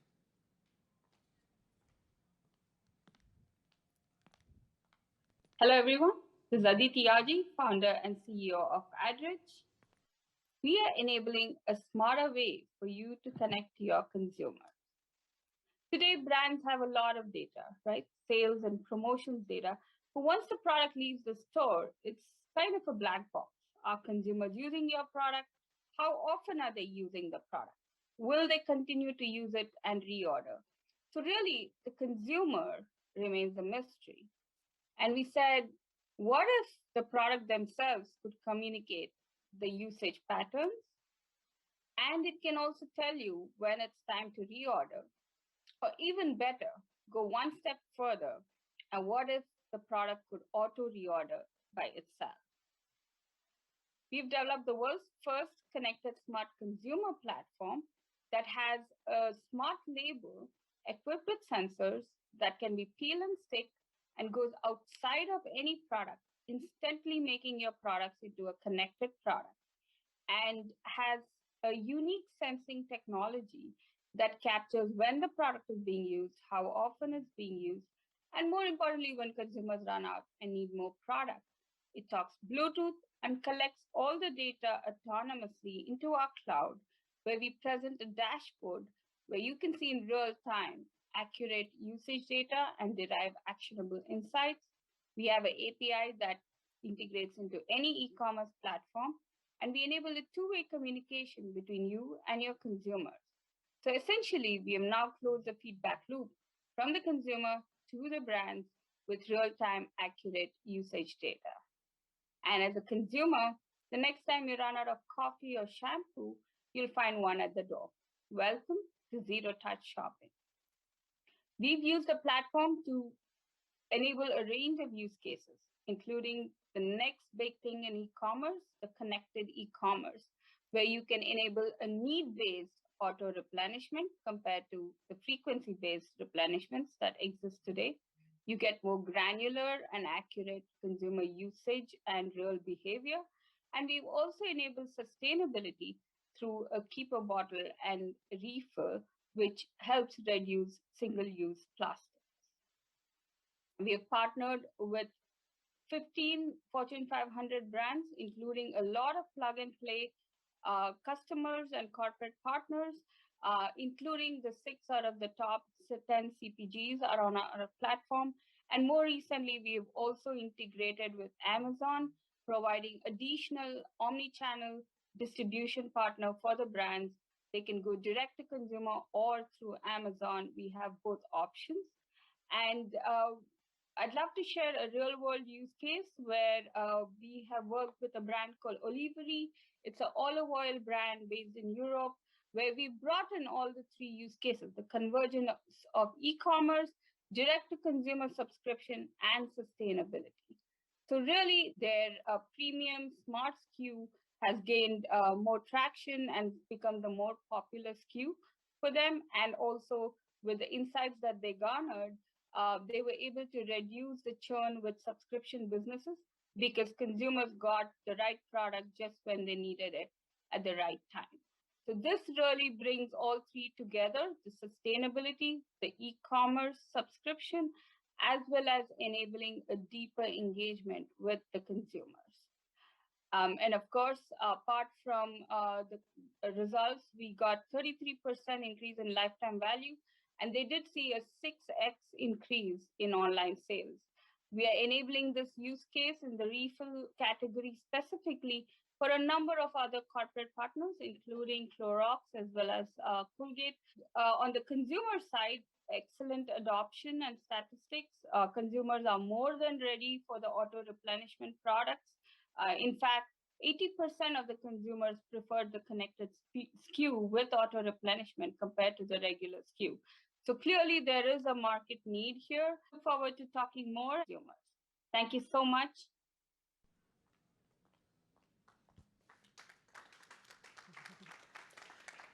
All right, next we'll hear from Natural Machines. They are accelerating the use of 3D printers in the printing industry by providing personalized products. Hello, my name is Emilio Sepúlveda. I'm one of the founders and CEO of Natural Machines. At Natural Machines, what we do is to bring the production point to the consumption point so you can adapt to the consumer in every moment. So what we are really achieving, what we are getting is customization of the product that is being delivered to the consumer. You are making a special product for every single consumer. The way we do it is through a B2B2C model. So we partner with corporations normally that have products that are sort of a commodity, and we are enabling them to provide a value-added service by personalizing what is the final outcome, the final product. We have a technological platform we have developed on our own and launched and filed and got some patents. And we are working in food for both humans and pets. Cosmetics, we have a partnership with BASF, and we have a service in which we scan the face, scan the skin needs, and then create a mask especially covering every single need of your face. And then we have also a product launch for personalized pharma, personalized drugs. We are working together with Curify, also for pets and humans, providing personalized dosage, personalized texture, and the right combination of active principles. In food, we are also working in different streams with different companies. Most relevant ones, I would say, is decoration of cookies and cakes, which is about optimizing resources and getting higher productivity, and healthcare, which is providing a better eating experience for people with dysphagia, but also saving lives, as these people can die if they eat the wrong texture. We are also launching a new product, especially in Japan, which is a special vending machine for rice, which has a specific technology that allows to cook this fresh rice in just 2 minutes.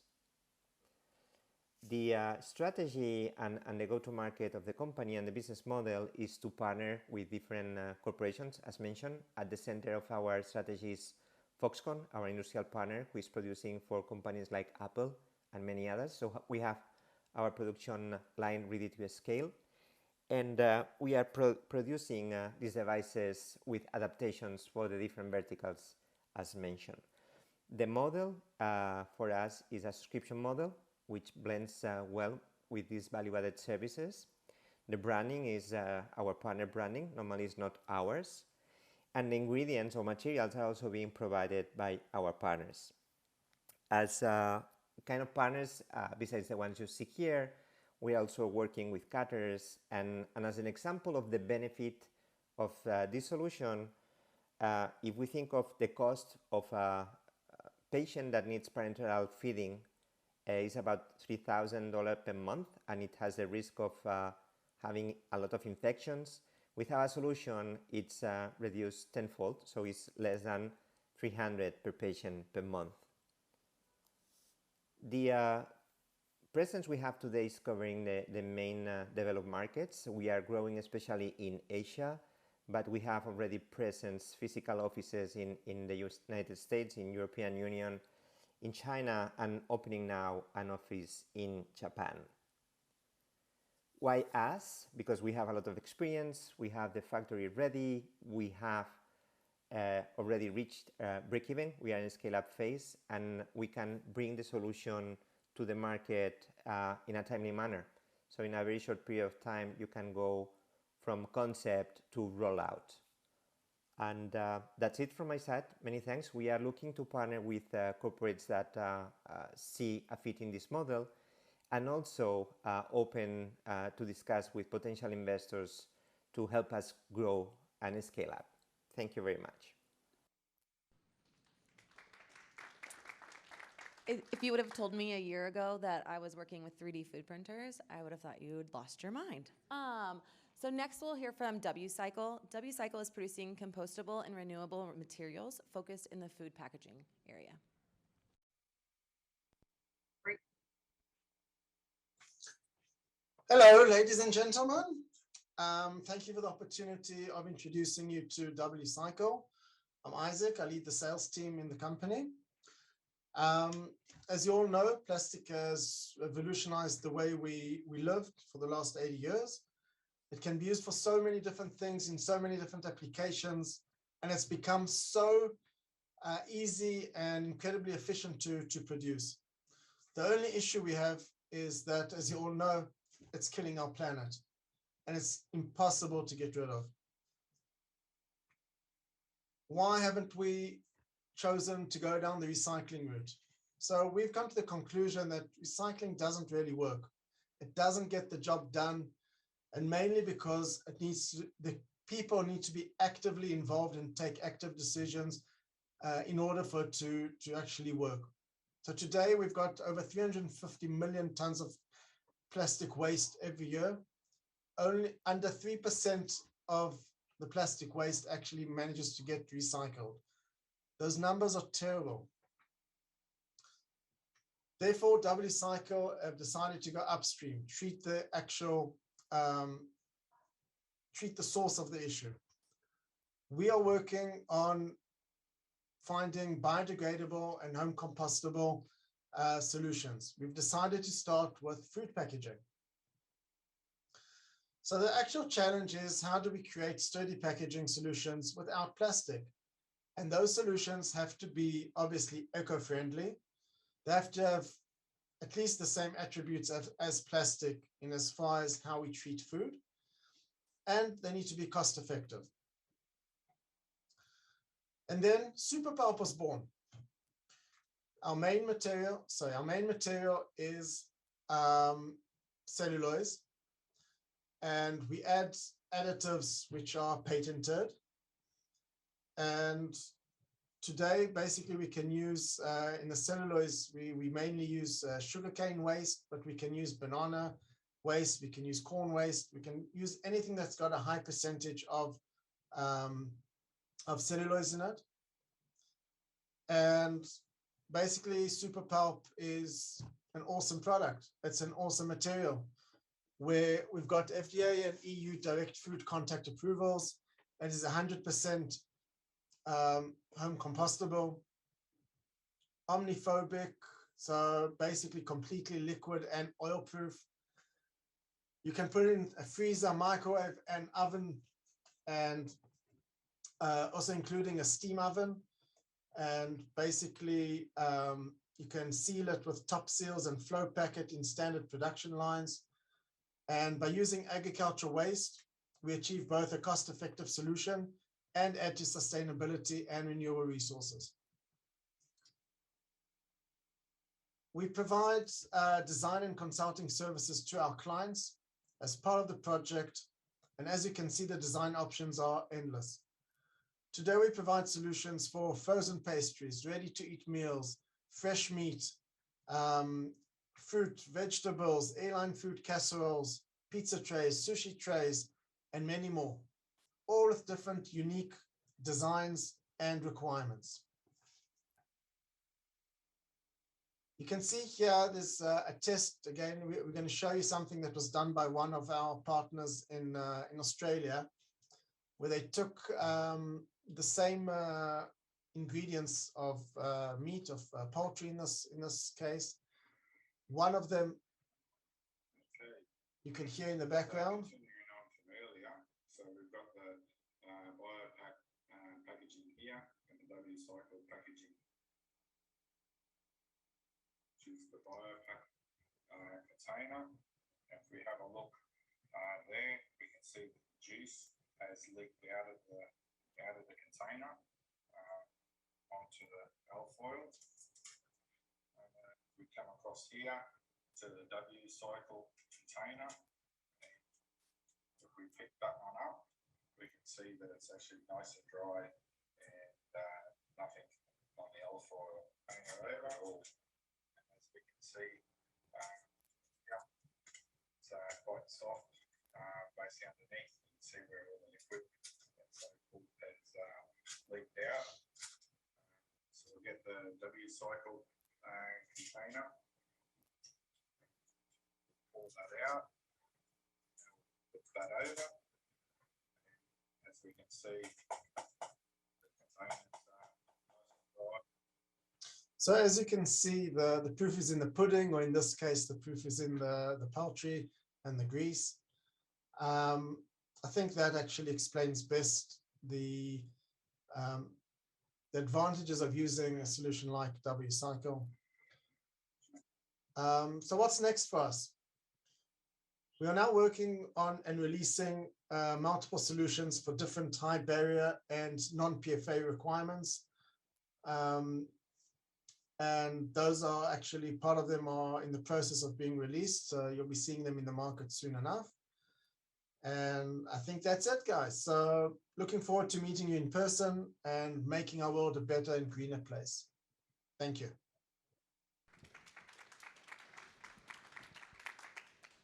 So next we've got Yoran Imaging. They're introducing thermal imaging and AI to the industrial heat sealing arena.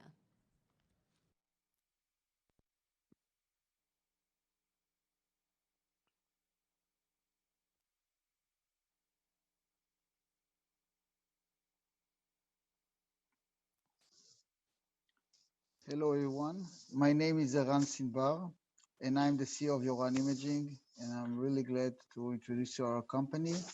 And I'll do my best to convince you that we are a disruptive change in the industry. So what do we mean by let's go digital? What we are doing is we are digitizing the heat sealing arena. Just to make clear, when I say heat sealing arena, I mean all the primary packages that are heat sealed or induction sealed or ultrasonic sealed.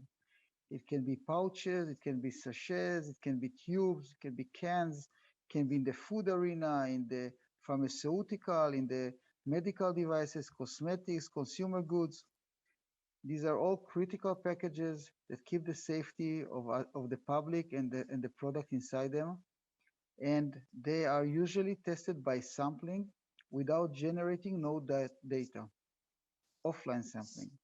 What we are doing is we are going inline and we are generating data of 100% of the product. And this is a major change. And as someone smart says, without data, you're just another person with an opinion. The $1 trillion problem that we are approaching, as you can see here, Mark Schneider, Nestle CEO, I think really pinpointed, is that plastic and aluminum and all the issue of sustainable packages is critical to our environment. It's a huge waste that should be treated. And the way to treat it is to introduce new sustainable packages. But in order to introduce new sustainable packages, you need data. You need to compare the new packages, the new materials, the new bioplastics with the non-plastic, with the non-aluminum. And this is the challenge. You can see also Mark Schneider when he was visiting Israel just a few weeks ago. We introduced, Nestle Israel introduced Yoran imaging in our system. And here in this case, you can see how we monitor the Nestle ketchup site line. And underneath these caps, there is an induction sealing, and we can monitor with our system through the plastic cap to make sure that the induction sealing is well sealed. And by that, we're able to monitor in line 100% of the product and generate data. And this is very critical, generate data. How do we do that? We are experts in thermal imaging. So since the sealing is done by heat, we can see the heat, we can monitor the heat by thermal imaging. And here you can see an example monitoring a tube where it is sealed on the top end, and how we can see the thermal image, how we can see all the sealing issues inside the sealing line. So the pouch goes under our thermal camera that is installed in line. We can see a thermal image. You can see here it looks like a 3-dimension because the third dimension is the thermal heat. You can see the horizontal sealing lines, the vertical sealing line. On the right-hand side, you can see where there is a sealing issue. Okay, we generate data. This is very critical. We generate data out of this image. The red dots are products that were rejected due to sealing integrity issues. The green ones are the ones that are in the process window. But when there is a trend, we can alert, we can stop the line, we can recommend preventive maintenance steps. And when you apply all that, you can protect your brand name, you can reduce your waste, you can enable new sustainable packages, and you can increase your productivity. We have commercial traction. We are in top and leading manufacturers, and we also integrated our system in leading OEM potential machine manufacturers. As we speak now, the industry is generating unsealed products. So let's control the process and let's stop it. Let's go digital. Thank you so much.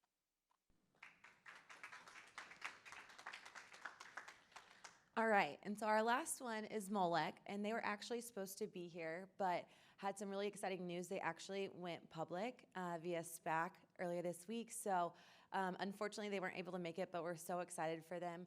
So with all these virtual pitches, we would love for you guys to connect them with them on Umbrella and reach out to them afterwards, even though they weren't able to be here.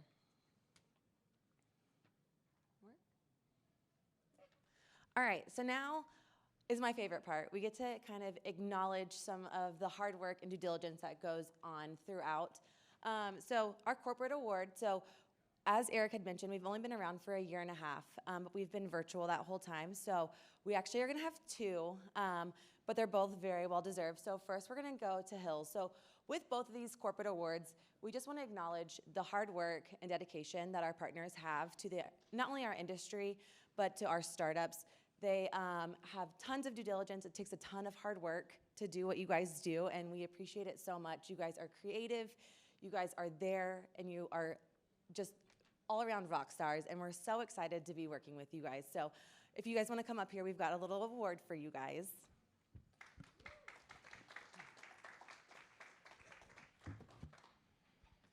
We have to pose for a picture. Okay. Oh, very nice. There you go.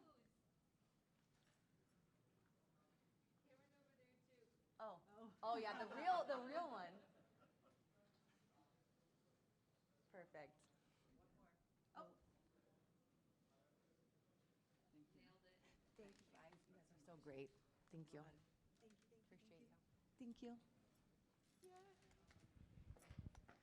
All right, and then next we've got Cargill. So both of these partners have actually have partnerships throughout our program. Cargill we work with our protein division, and they do an incredible job of not only just stopping it there. Cargill is a beast of a company, I think, as you all know, and they connect us to everyone internally. You guys are the best champions that we have. I love the due diligence that you guys do and how much you're able to really, really work with us and our startups and really make a change, especially in the sustainability portion of it with Cargill. So we're so lucky to have you guys and would love for you guys to come up here to get your award.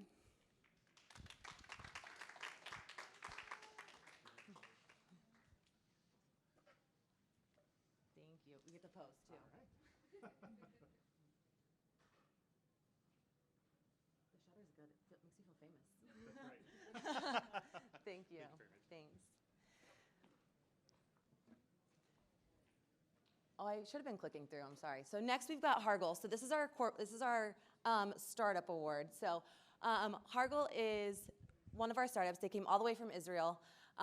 But whenever we start the program, we always say, whatever you put in, you'll get out. And Ben and his team have put in the most work. They're at every single event. They are creative in their thinking. They think outside the box. They take initiative. They were the ones that approached me and asked me if they could get the Hargol protein invited into all of this. So we're excited that we were able to actually implement it. And we are so excited. Your award got lost in the mail, and I'm very sorry. But you can still come up here and give me a hug.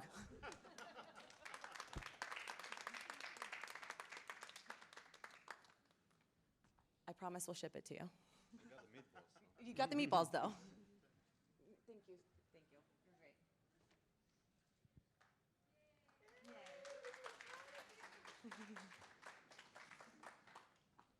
All right. And with that, we just hope that you guys are able to see kind of the breadth of the animal health industry and all the industries that it touches. We would love for you guys to connect with our startups and our partners. I know that they are willing and able to be engaged with all of you. Thanks.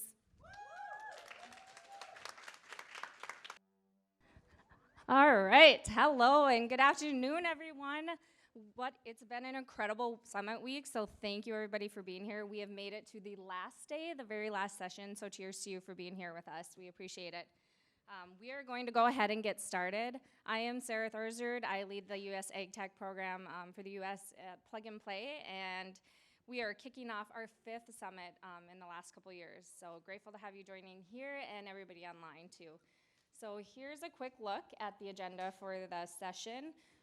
You get me right away, lucky you. Thanks. And then our awesome keynote speaker, Rob Trice, will be coming up. We'll hear from some of our online startup pitches, and then we will move into live pitches and close out with some awards, very important thank yous, and close out the day.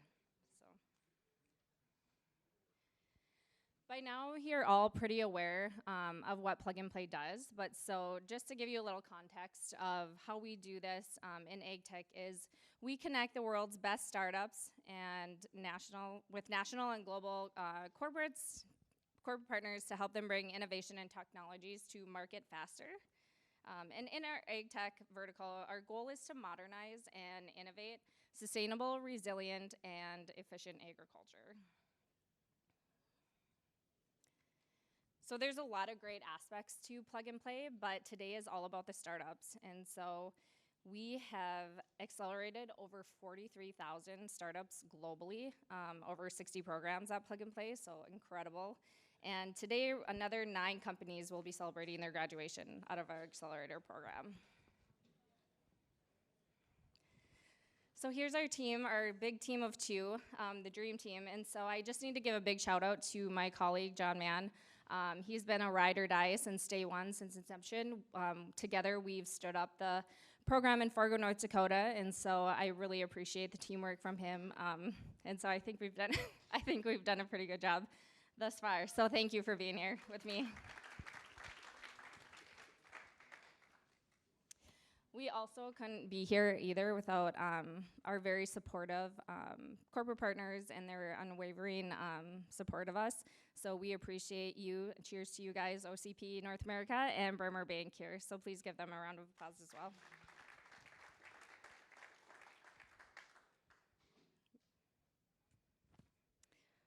All right. So with that being said, I'd like to transition into our keynote speaker. So our speaker today has leveraged innovation culture and has cultivated relationships with startups and thought leaders within the Plug and Play ecosystem.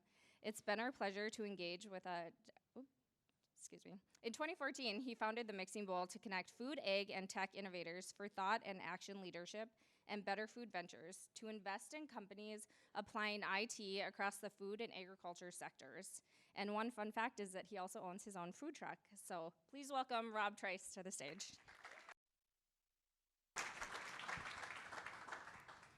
Thank you, Sarah. And I just have to say, I've been coming to plug and play for over a decade. First 15 years of my career, I was in mobile internet telecom venture capital, and I pivoted to food tech and ag tech. I won't get into that. My objective here today is to share some recent thoughts that I've got on the agri-food tech ecosystem, and then I really want to get into Q&A before we hear from the fantastic startups that are also standing by. So let me just run through some slides in the hopes of stimulating some conversation. As Sarah mentioned, I run 2 organizations. I founded the Mixing Bowl to connect IT, food, and ag leaders for thought and action leadership, and Better Food Ventures that is looking to apply information technology across the food and ag value chain. We might be best known for a lot of the landscapes that we put together, and we make these available on our Mixing Bowl and Better Food Ventures websites, free to download, again, to stimulate thought and action. This is the indoor ag tech landscape that Michael Rose, who is here somewhere, co-authored. You can see on the right there the other landscapes that we have worked on, and we're actually working on one right now on crop robotics. On the investment side, this is not all, but many of the 21 companies that we've invested in at Better Food Ventures, just to hit a couple. In fact, we have 2 that I believe went through plug and play. Gastrograph is a company that applies AI for flavor and flavor prediction. Another company called FarmOp Capital uses technology to do lending to farmers that are asset light. They are non-owner operators of the farmer clients that they have. Edifice is a company that is leveraging 10 years of research at Stanford and $20 million of NIH funding to look at systemic chronic inflammation, and then an AI engine and an omics platform to come up with interventions to decrease that systemic chronic inflammation. And then we got a couple more in here. 4Growers is the world's first commercially available tomato harvesting robot for greenhouses. So I'm not going to dwell on all of these, but just want to give you a sense of the kind of stuff that we're investing in. Today, what I want to talk about is abundance and scarcity. And what I mean by that is I want to talk about economic production inputs in abundance and scarcity. I want to talk about an innovation mindset, organizational structure, financial resources, measurement metrics, and then obviously food supply and demand. So one thing that has happened, and you can see at the bottom a quote from Chris Anderson, the former publisher at The Economist, is, "Never in the course of human history have the primary inputs to an industrial economy fallen in price so fast and for so long." Whether we're talking about energy, capital, compute power and digital storage, bandwidth, or in agriculture, water and labor, we've seen this dramatic drop in price and massive availability rise in these economic inputs. And what this has also given us is ideas, abundant ideas, where we've seen big and networked information creating compound learning curves, rapid viral adoption, and quick drops in price. But as you all know, unless you've been living under a rock, the good times may be over. We're seeing dislocations now in energy and in capital. Some of those are holding true, obviously, like compute power and bandwidth. So I want to talk about this disruption because I really, truly believe that this disruption, it gives rise to a new era of continuous volatility. And I love this US military term called VUCA, where you actually assume in your operating environment that you will encounter volatility, uncertainty, complexity, and ambiguity. And the way that you respond to a VUCA environment is what the author Nassim Taleb calls anti-fragility. I'm not really keen on that, but it's fundamentally about how do you design systems with agility so they can actually gain from volatility. And what I mean by that is you accept that complexity in those systems, you distribute decision-making, risk-taking, reward sharing. You see that small actually can be more efficient than big because big can turn brittle, and you can learn from trial and error, and you can see where there are small failure costs and large possible wins. And so to kind of bring this to life, I've got a hummingbird and a brontosaurus. A hummingbird is like a startup, right? It runs around, flitting, trying to find resources to stay alive. It's got a high mortality rate, but it moves really fast. But this is actually the Peruvian hummingbird that can grow to be 23 centimeters long. So yes, these hummingbirds can actually get pretty big. On the right is a brontosaurus. It's got a small brain, a big body, It moves slowly. It sits in the swamp and chews grass all day. It can live to be 100 years old, but if it doesn't adapt to its environment, it dies off. And obviously, those are like the big companies that aren't changing. So if I look at this VUCA world, what I see is that it benefits the agility of the abundance thinker and not the rigidity of scarcity thinkers. And what I mean by that is there's two different mindsets here. The scarcity on the left-hand side is identified by this economist, Alfred Marshall, who talks about the law of diminishing returns, where you basically have a top-down, hierarchical, controlled production system, and you optimize through that control. Then there's this other economist on the right, who is Brian Arthur, who talks about the law of increasing returns. He's a happy Californian, and you can see that he thinks that the way that you maximize return is through speed, adaptation, links, and leverages, what he calls ecologies, or we might call networks, for that network effect. And so all I'm trying to say on this slide is that there's a scarcity and an abundance mentality that looks at different rules, social models, profit plans, and yes, even organizational structure. On the left is the face of the predominant, the father of the predominant model for organizational structure for a scarcity mentality organization, which is a bureaucracy, and that's Max Weber, who developed it in the 1920s. On the right, I have the logo of Morningstar. Many of you may not be familiar with them. They're the world's largest tomato processing company in the world, right here in the Central Valley of California. They have an entire self-management institute that is, my point putting that logo up there is, it doesn't have to just be startups. It can also be large companies that have that abundance mindset. So the last thing I'll just say about this is that Clayton Christensen, who is a father of innovation thinking, talks about the capitalist dilemma. And the capitalist dilemma is that many of the companies are stuck thinking about scarcity metrics. They think about maximizing profit, deployed capital. They use acronyms like return on net asset, return on capital employed, IRR, versus the abundance thinkers that are thinking about how do you maximize empowering innovation, gaining education and skills, generating and collecting ideas and getting those ideas into market quickly. So that was kind of a whirlwind of my thinking about abundance and scarcity. Now I want to talk about as it relates to food supply and demand. You may have seen the cover of The Economist from May 23rd. Again, we have disruption coming to the food supply chain.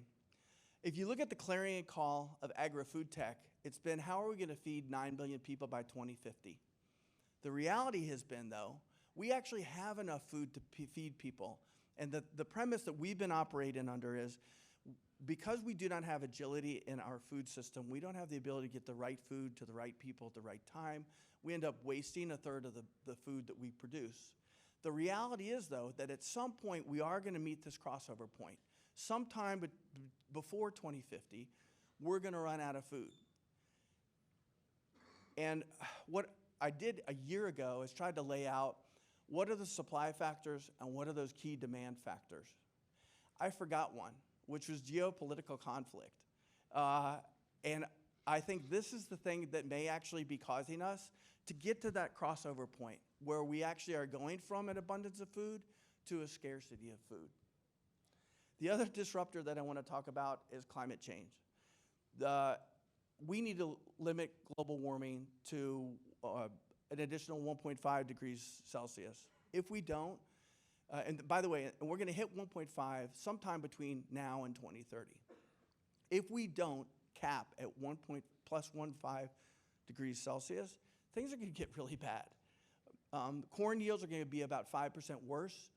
Livestock grazing areas are going to go down 7 to 10%. We're going to have twice the rate of plant species loss, and insect loss is going to be 3 times worse. We need to avoid that scenario. So having said that and kind of set that background, let's look at agri-food tech financing. And so our friends at AgFunder put out a great report in March of this year looking at agri-food tech funding. And I want to make sure that we're on the same page in terms of some ideas or concepts, upstream, midstream, and downstream. Upstream is on the farm to the farm gate. Midstream is from the farm gate to retail. We call that the messy middle of food. And then downstream is retail and consumer. And at a high level, we should be partying. The reality is that in the last 9 years, we've seen a 22x increase in agri-food tech funding. We've gone from about $2.5 billion to $52 billion in agri-food tech funding on the venture side. We've seen deals funded per year go from about 500 deals per year to 3,000, so 6x in 9 years. We've seen the size of late and growth stage rounds of financing roughly double from 2019 to 2021. However, this is the breakdown of where that money went in 2021. And what you can see is that about 60% of the money went to what I'll call demand side technologies. So that is e-grocer, delivery, cloud retail infrastructure, restaurant tech. Only about 10% went to farming. Maybe if you add things like aquaculture and novel farming, maybe 15%. Only 7% went to midstream, which is supply chain. And so I say all this because what I'm looking at, and these are the questions I'm asking myself on the agri-food tech scene, is are we going to see a realignment of startup activity and need based on this disruption, everything that's happening with energy and capital and food possibly becoming more scarce? One, will we see startup activity swing more towards upstream and midstream food supply, more on the ag tech side than the food tech side? Second, are we going to see greater disruption of those incumbent agri-food tech players that are still embracing scarcity metrics? Three, are investors going to swing to scarcity metrics? Are they going to be just looking at what's your revenue plan in the next 12 months, or will they be still looking at visionary and impactful things? And then the last thing is that focus on transformational investment that we really need for climate resilience in food and ag. And that's all I had. So I'd love to open it up to Q&A.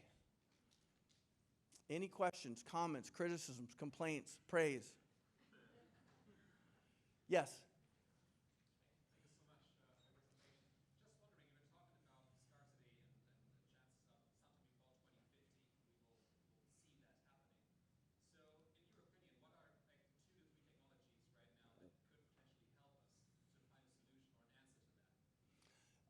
Well, I mean, I think so just to repeat the question, it was what are 2 or 3 technologies that we can address right now for that food scarcity? And one is food waste, right? We waste 30% of the food that we produce because we don't have the ability to get the right food to the right people at the right time. And we're not moving fast enough. If you look at food waste, there's a big discrepancy. I'm just going to use general terms just to be short, but in the northern hemisphere, about 70% of it is on the consumer side. In the southern hemisphere, it's about 70% more on the farm gate side, supply chain side. So that's one that I would look at. I think that cold chain storage and distribution is something that is often overlooked, particularly in the quote-unquote developing world or southern hemisphere. I'm using these terms loosely, so please give me a hall pass on that. We don't have adequate infrastructure, and this gets back to that question of food waste. And then the third thing is, one of the areas that my colleague Michael, who is here somewhere, we think the greenhouses are really getting overlooked. Everybody's really caught up with all of the cool technology in vertical sunless growing, but greenhouses already play an immense role in our food production system, and there's definitely room for more greenhouses and or a combination of vertical sunless starts that are brought into greenhouses. So, more questions? No? All right, Melissa, what do you think? All right, so with the temperature crisis that we're facing, what would you say are some technologies that could really impact that in the way that we need to see it cause difference? On the temperatures? Yep. So the question was, seeing the temperature crisis that we're seeing, what can we actually do to offset temperature variability? One of the things that has become sexy in the last decade is soil. And everyone's really looking at soil carbon markets. And we've heard some discussion of that today. But one of the other things that people don't actually look at, and one of the principles of regenerative agriculture is no bare soil. And one of the things that you get when you cover soil with something is you get less reflectivity. It actually keeps places cooler. So think about a blacktop effect, if you will. The other thing that we have not really talked about is the role of healthy soils for water capture. So if you increase the soil organic matter in 1 acre of soil by 1%, that 1 acre will retain 19 to 26,000 gallons more water. So now imagine that applied, I can't do the math, but think about 1,000 acres or 10,000 acres where we actually have healthy soils. And the analogy I'll use is it's like a kitchen sponge. If it's a dry kitchen sponge, you turn on the faucet, that water hits that hard pack and rolls right off. But if it's a moist sponge, it gets absorbed. And so it's the same thing with soil. If we can get to the soil and actually invest in healthy soils, yes, we'll get more water retention. That also, we need water in the soil to create carbon. And of course, we need carbon captured so that we can sequester more carbon and eliminate it from the atmosphere. So how was that? Good. Yes? Hello, I have a company myself in Agtech working with precision-based consultancy, so they start creating AI-based solutions. My question is, what do you think we as startuppers, entrepreneurs can do in order to make this field more attractive to people so that, when everyone is blind with blockchains, with NFTs, I'm an engineer myself, most of the people do not even fully understand what are these technologies about. What can entrepreneurs do to make this field more attractive so that more people visit, see this field is vital, but for most investors, VCs, and many engineering guys, it's not attractive at all. So I totally agree. And so the question, just to repeat it, was how do we make ag tech sexy, right? This is a vital industry. Is there anyone in the room who doesn't like to eat? Yeah. So I like to say this is different than social media. Tweeting and eating are quite different. Everybody eats, okay? So we need this vital industry. And the interesting thing is, it's been fun for me to watch the rise of this ecosystem and watch how many entrepreneurs have come into it and how many dollars have flown into it.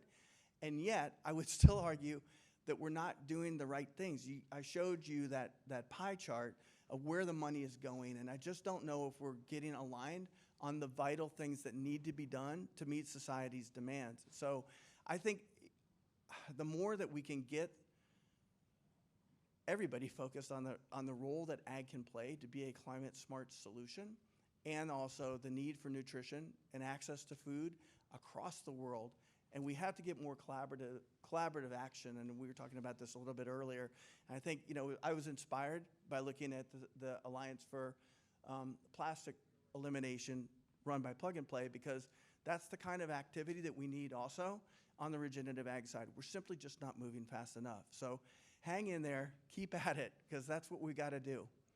So how are we doing? Yes?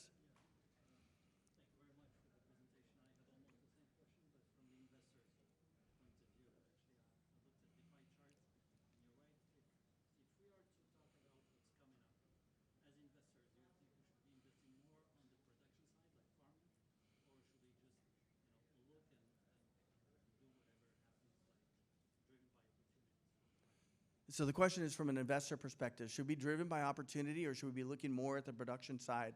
And it depends what your goals are, right? I'll be really honest that part of the challenge that I see in what we need for regenerative agriculture doesn't align with venture investing, right? It's things like how do we create a way to share a no-till drill, right? Those are the kind of things that we need, but there's different investors with different mandates, different risk and reward profiles. But we've got to go identify those people that can go make these markets and then layer on top of them. Look, the reality is I'm not going to badmouth anybody that is doing hyper fast delivery of Cheetos to my door delivered with cannabis or something. That's I'm not going to knock that at all. Other than we need the investment in food and agriculture. It's got to happen, right? And so I'm not giving you the straight up answer other than I think we've got to get more alignment to your question about educating people about these challenges. And they're not easy. Most people, they do eat every day, but they don't really understand where their food comes from. There's so much misinformation in this space about what are the right solutions. And I think we just have to continuously educate people about what are the right things that are going to produce the right outcomes for the society that we all want. And I think I'll stop there. Thank you very much.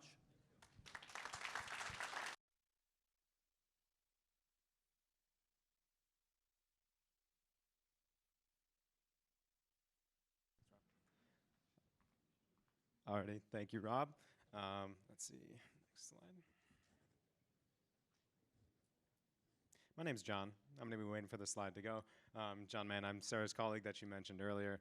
I've been with Plug and Play for about the last 2 years, building a passion for agriculture. I think I started with an interest, and what really changed was reading, learning.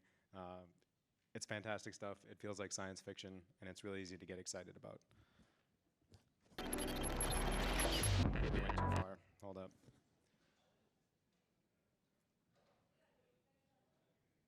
Oh. Okay, I guess we cut my slide.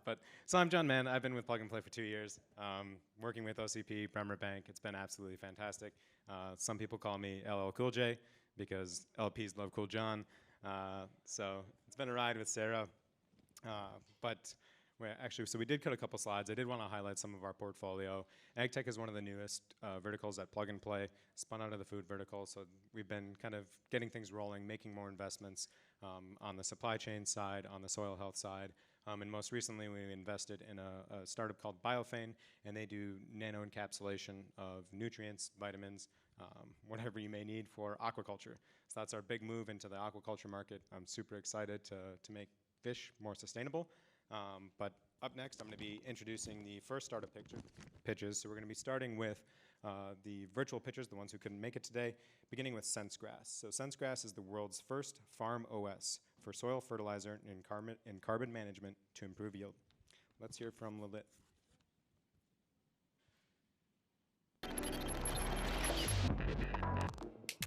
SenseGrass. Lalit Gautam, CEO. Lalit is a Forbes, MIT, and Ashoka awarded entrepreneur. He's founded 4 startups, 3 of which were funded with 1 exit. Rahul Gundala, CPO. Rahul has worked as a solution architect in large-scale enterprise applications, including the HDMC Smart City project.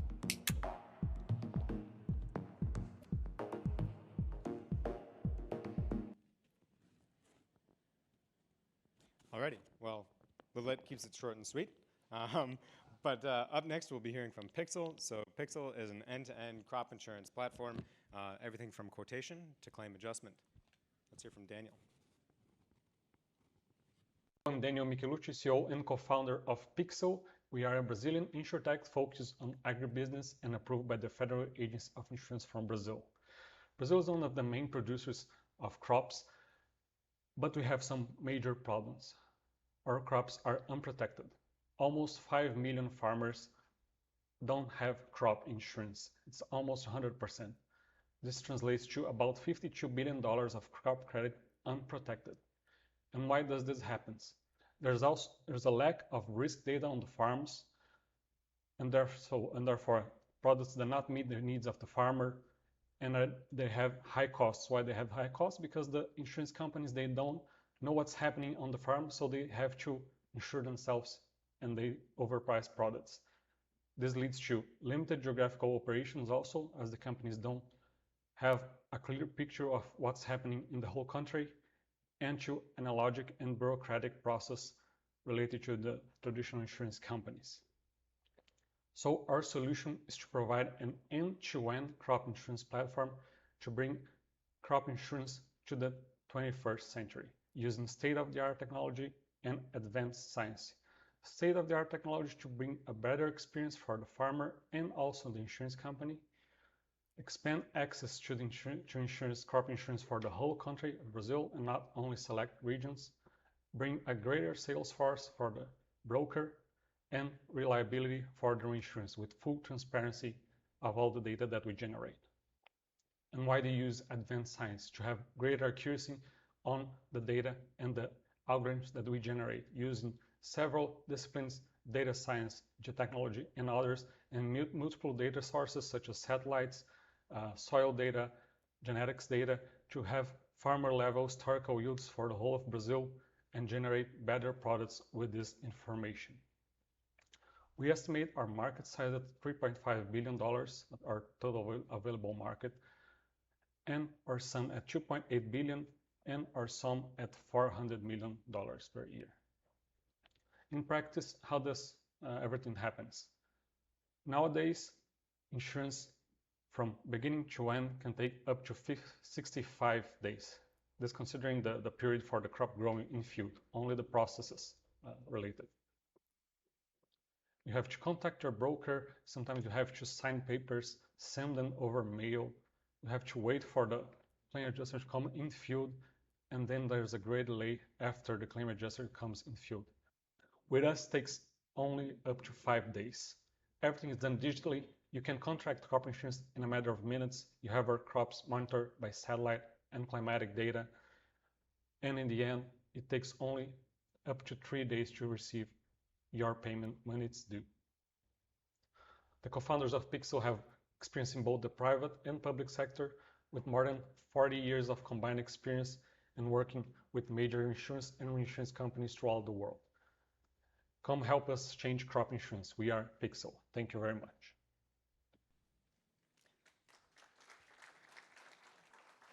It's been absolutely fantastic that even though we're based in Fargo, North Dakota, which some of you may not know where it is, but it's kind of middle of the US, up far north where it's really cold, we've been able to get wide representation of startups from around the world and awesome founders. But up next, we'll hear from Uniphage. Uniphage is developing the next generation of safe and efficient antimicrobials for agriculture and beyond. Hi, I'm Sophia, CEO and founder of Uniphage. At Uniphage, we are building a new era of crop antimicrobials. Did you know that at least 9 in 10 Americans have pesticides in their bodies? And this includes children. Many pesticides are linked to dangerous conditions, including cancer, Alzheimer's disease, birth defects, and many more diseases. And this while 9 in 10 of us have them in our own bodies.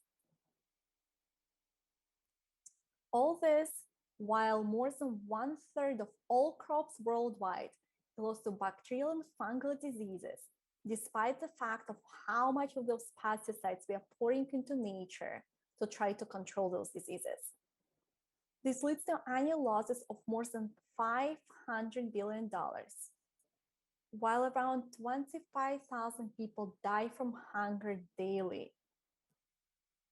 All this means is that more than a $66 billion market for safe and efficient crop antimicrobials is up for taking.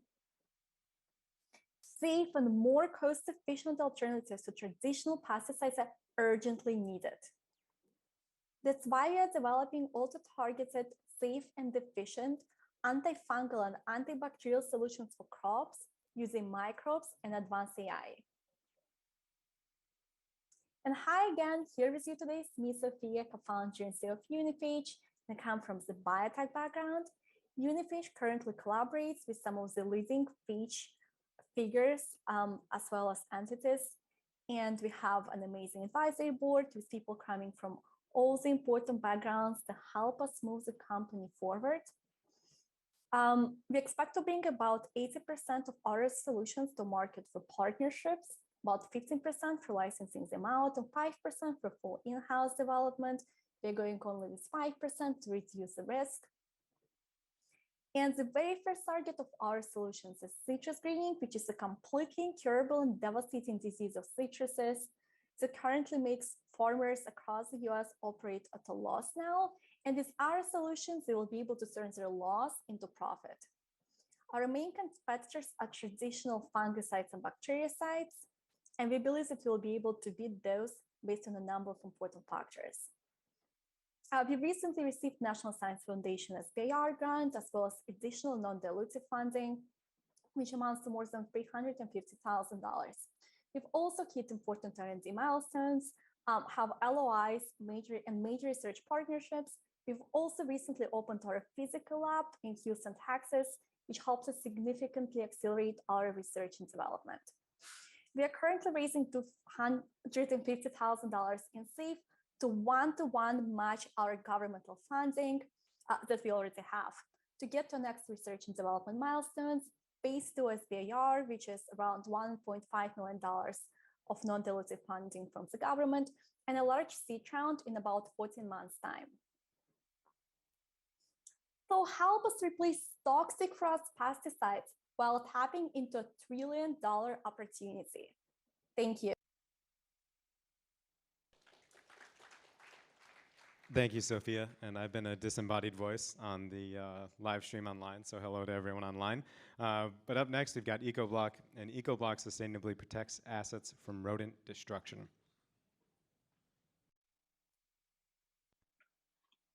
Hi, my name is Jason. I'm CEO of Ecobloc, where we sustainably protect assets from rodent destruction.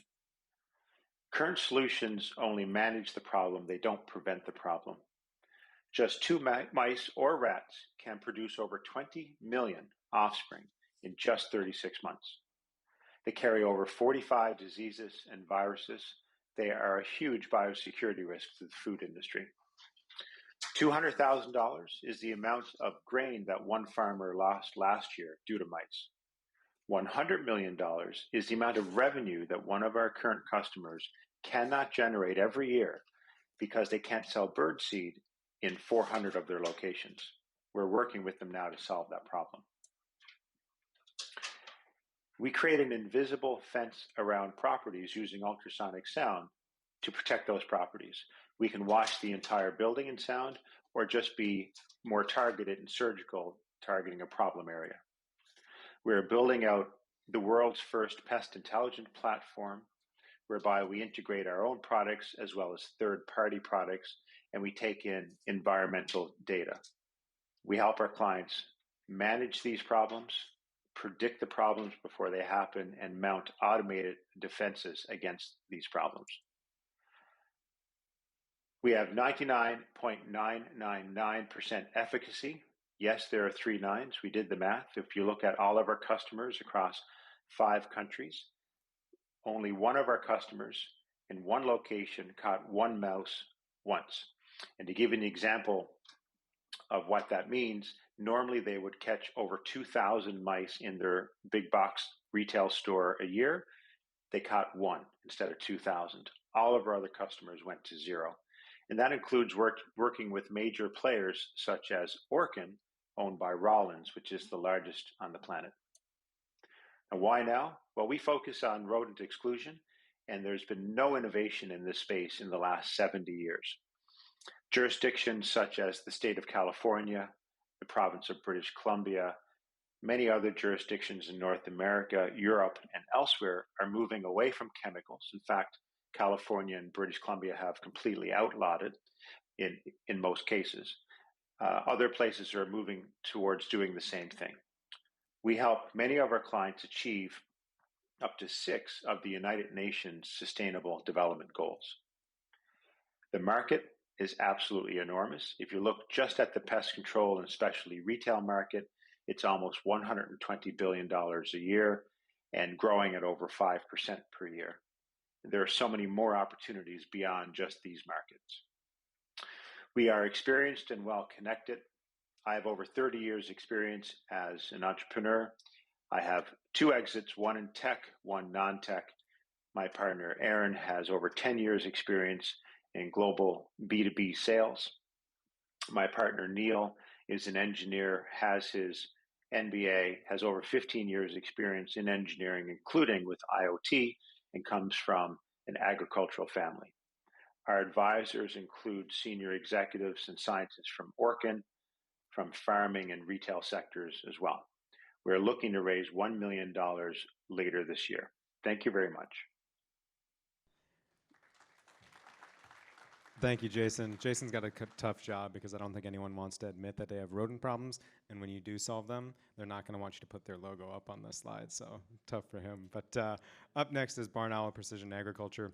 Barn Owl provides robotic operations support and AI-driven analysis that helps farmers secure food supply and rediscover the love for their job.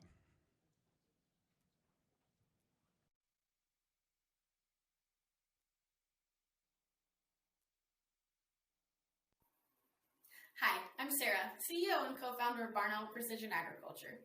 We provide robotic operations support that helps farmers secure our food supply and rediscover the love for the job. When I was a kid during the summer, we would go visit my grandparents in La Junta, Colorado. Once a week, they would take us to the farm so we could pick things out for dinner. Our farmers would let us run into the fields and play. We got to explore the crops, and we made a real connection with our food and our farmers. It's one of my favorite memories. But as an adult, I'm worried that the next generation of families won't get to experience that same feeling, because more than ever, our farmers are struggling with failing ecosystems, and the conventional methods of farming are just not sustainable. If we don't make changes, our farmers and our food systems will be challenged like never before. But that's where Barn Owl comes in. We're deploying micro-tractor-style robots that travel as a fleet from farm to farm, accomplishing different farm tasks. This will provide farmers immediate relief from major operational pressures in inputs and labor and allow flexibility in securing and implementing regenerative farming practices. Farmers face many challenges, but time and labor are some of the most critical for success. This is why we provide our systems as a service. We can adjust the price for each service, we can adjust the number of bots and implements, and we can service a variety of farmers. This approach cuts the labor budget in half and creates little risk or barriers in implementing the technology. Our services are perfect for small to mid-sized farmers. These systems are also designed to support farmers looking to implement regenerative agriculture systems. Farmers can be hesitant to adopt new technologies. We utilize our growing client list as early adopters. We prove our technology, our farm support systems, and the integrity of the company, and then we provide demos to show the farmer of the value add. We establish regional hubs by developing local relationships, building the operational infrastructure, and then deploying the systems. This year, we're focused on deploying service robots so we can provide farmers that much needed immediate relief. However, the long-term solution is an ecosystem of technology and advisory support to include crop analysis, field sensing systems with AI, and robotic systems that feed data to a centralized platform used by farmers, market analysts, supply managers, researchers, and so many more to create positive outcomes in our food systems and our communities. Our team is perfect for creating Barn Owl success because we understand our farmers. We come from rural Colorado and we can truly connect with our clients, which is becoming more important than ever. We've gotten us this far by rapid learning, dedication, and resilience. We get it done. But we will continue to hire the experts to help us build the most reliable solutions and build on our progress and our momentum. We completed our pre-seed round in 2021 at $685,000. This includes 3 Colorado VC groups, angels, and family and friends. The capital was used to build and deploy robots for the 2022 season. This year, we're focusing on delivering a stable system for proof of scaling. In 2023, we entered growth mode with a target revenue of $1.2 million. From here, we continue to scale with 2026 goals of over $30 million in revenues, 42 fleets, services from precision spraying to soil sampling, and operations in more than 14 states. Our fundraising goal is $1.5 million, which will be used to scale robot fleets, hire additional engineers, and start building data infrastructure. This will allow us to achieve our milestones and reach our goals by 2026 and increase access to sustainable farming nationwide. With our farmers by our side, we will work to save the world and secure our food supply by implementing sustainable farming practices. Because we want the joy and the connection on the farm and our food and our farmers to continue for many generations. Thank you.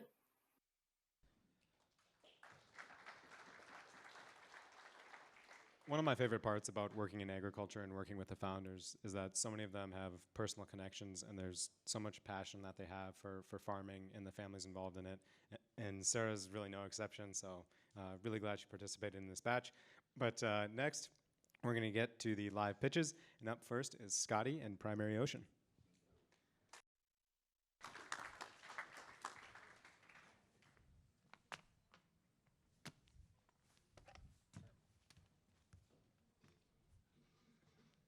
It's not supposed to look like that. What's happening here? Our oceans, which produce food for 3 billion people, are acidifying due to an overabundance of CO2. Meanwhile, our soils, which feed the entire planet, are eroding, and as a consequence, are releasing and no longer storing their CO2. I'm Scotty Schmidt. I'm the co-founder of Primary Ocean, and we're here to help. Primary Ocean is a seaweed biotechnology company unlocking the economic and environmental value of the world's most regenerative resource, giant kelp. As part of a 5-year, $5 million U.S. Department of Energy research project, Primary Ocean and partners are developing technologies to scale seaweed production to the offshore open ocean environments to achieve biofuel scale and draw down CO2 at vast quantities while doing so. Primary Ocean has developed technologies to process that seaweed into valuable products to reduce and replace carbon-intensive products like fertilizers and fossil fuels. Already on our path, Primary Ocean is having success with our first product, organic kelp, fully registered in the United States and Canada, agricultural input designed to increase crop yield, reduce expensive fertilizers, reduce water, reduce crop stress, and most importantly for our customers, increase profits for farmers. We've conducted crop trials on almost 20 crops with independent researchers, universities, and commercial partners, and are demonstrating success beyond and above the competitors in a $2 billion niche seaweed biofertilizers industry.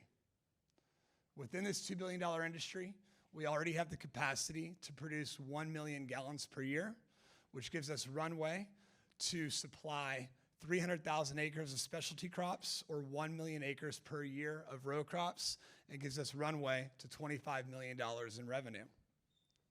We're having tremendous traction in our first commercial year with multiple ongoing multi-year trials with some of the largest farming organizations in the United States, including the wonderful company here in California in almonds, Lamb Weston in Northwest in Washington and Pacific Northwest in potatoes, Driscoll's and Ryder affiliated companies with strawberries, as well as ongoing trials in Mexico, Peru, and in Europe. Today, we're raising $3 million to continue and accelerate our commercial efforts, to continue to generate revenue, for which we expect to do $200,000 this year in our first commercial year, as well as develop our first modular production facility capable of being scaled up and scaled out to many locations around the planet on 4 different continents outside the reach of the competition to serve local markets from local production. Each one of these gold stars you see here, we can efficiently establish a production facility for $2 million in CapEx that can generate $20 million in annual revenues of our crop input products and serve as a future production market for incremental products and incremental markets as we grow. So today we invite all of you to join our team of gritty entrepreneurs, world-class researchers, industry experts with incomparable experience as we regenerate our planet with sustainable food systems and decarbonize our world. Thank you very much.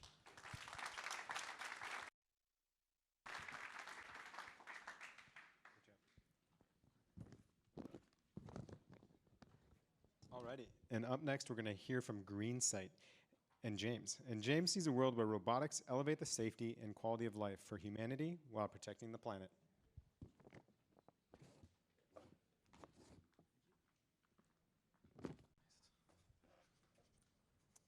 Hello, I'm James Peverell. I'm the CEO of GreenSight, and we are scaling robotics in agriculture.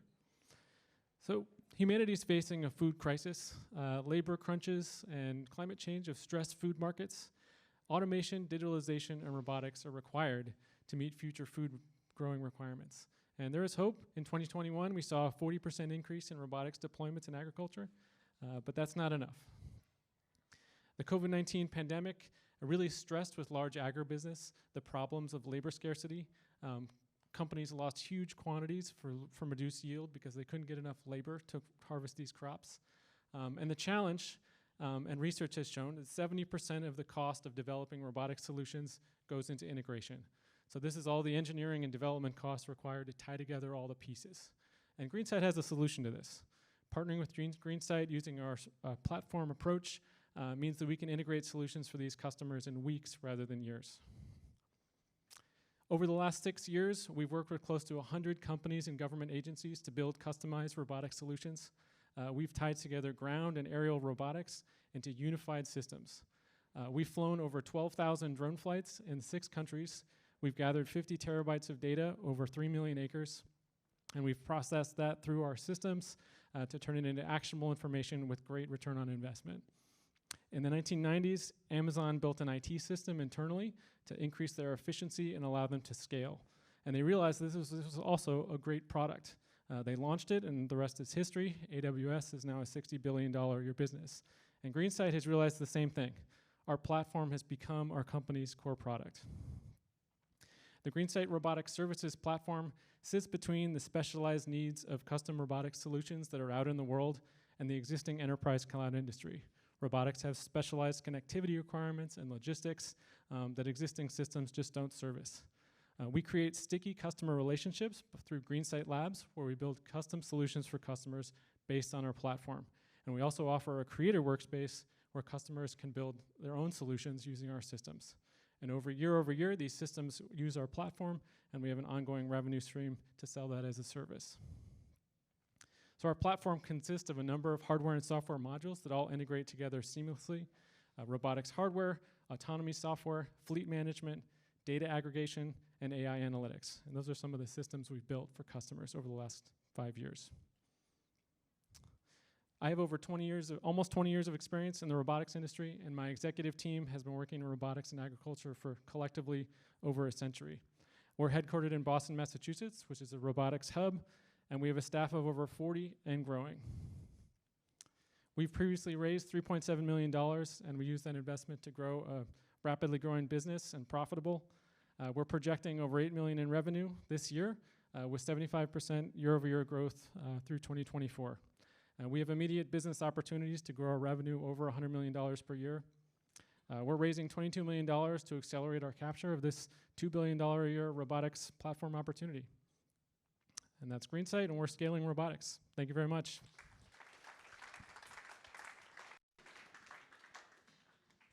Thank you, James. Up next, we're going to hear from Archipelgo.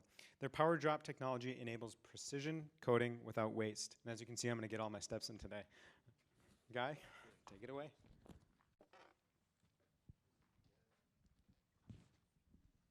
Good afternoon. It's great to be here and great to be with so many great companies. I've learned a lot just in the last 8 hours here. It's been pardon me. Okay, is that a bit more clearer? Thank you. Thank you for the tip. Great. So our focus is all about making chemicals go further, go a lot further. We've been hearing a lot about different chemicals that people have been using and the importance of having a healthy soil. Farmers spend huge amounts of money on chemicals, on different chemicals, fertilizers, different forms of pesticide. Back in England, where I come from, there's a farmer just down the road from me. He doesn't have a great big farm, but he spends $600,000 each year on selective weed killer. And that's not just a huge amount of money. Each year, the selective weed killer becomes less selective and is working less well. So the big problem is the huge amounts of chemicals that farmers are using, and the fact that when they put the chemicals down, they're not actually going where they need to go. They're not doing the job that they need to do. We estimate that farmers are using between twice and 10 times more chemicals than they need to be using. So it's a huge issue, and it's a problem that PowerDrop solves. And we can measure that problem and the value of that solution in different ways. We can measure it ecologically. We can measure it from the CO2 output. But financially, there is something like a million machines that we could build to solve this problem. We think we could sell 50,000 machines a year at $50,000. it's approximately a $2.5 billion opportunity. And how do we solve it? The power drop machine, and here in Silicon Valley, I can say, you can think of it as a very large inkjet printer. Hewlett-Packard down the road a few years ago invented a marvelous but very small inkjet printer, which many of us will still be using in our offices.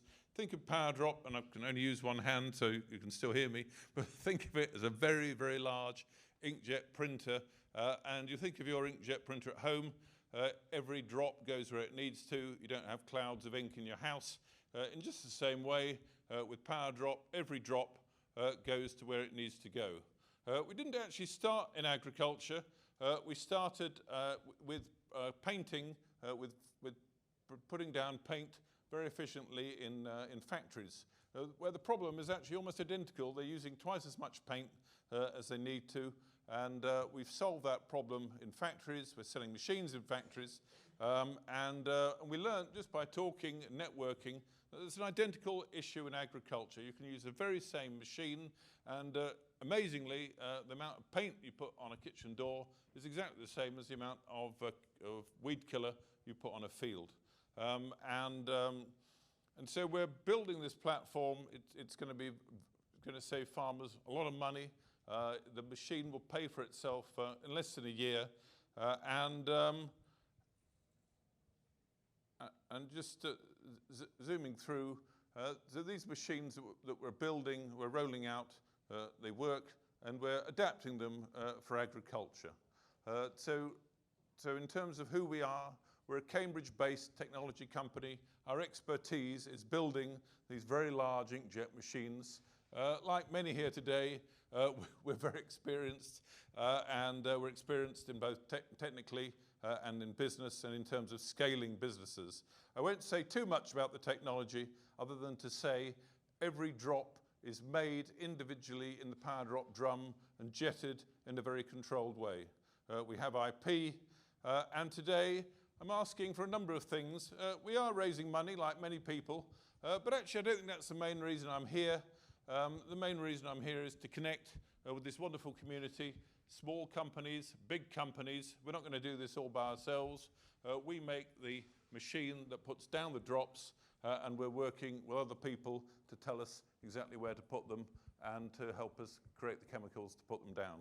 So I've had a great day, really enjoyed meeting everybody, and I'm looking forward to the discussion later on. Thank you very much.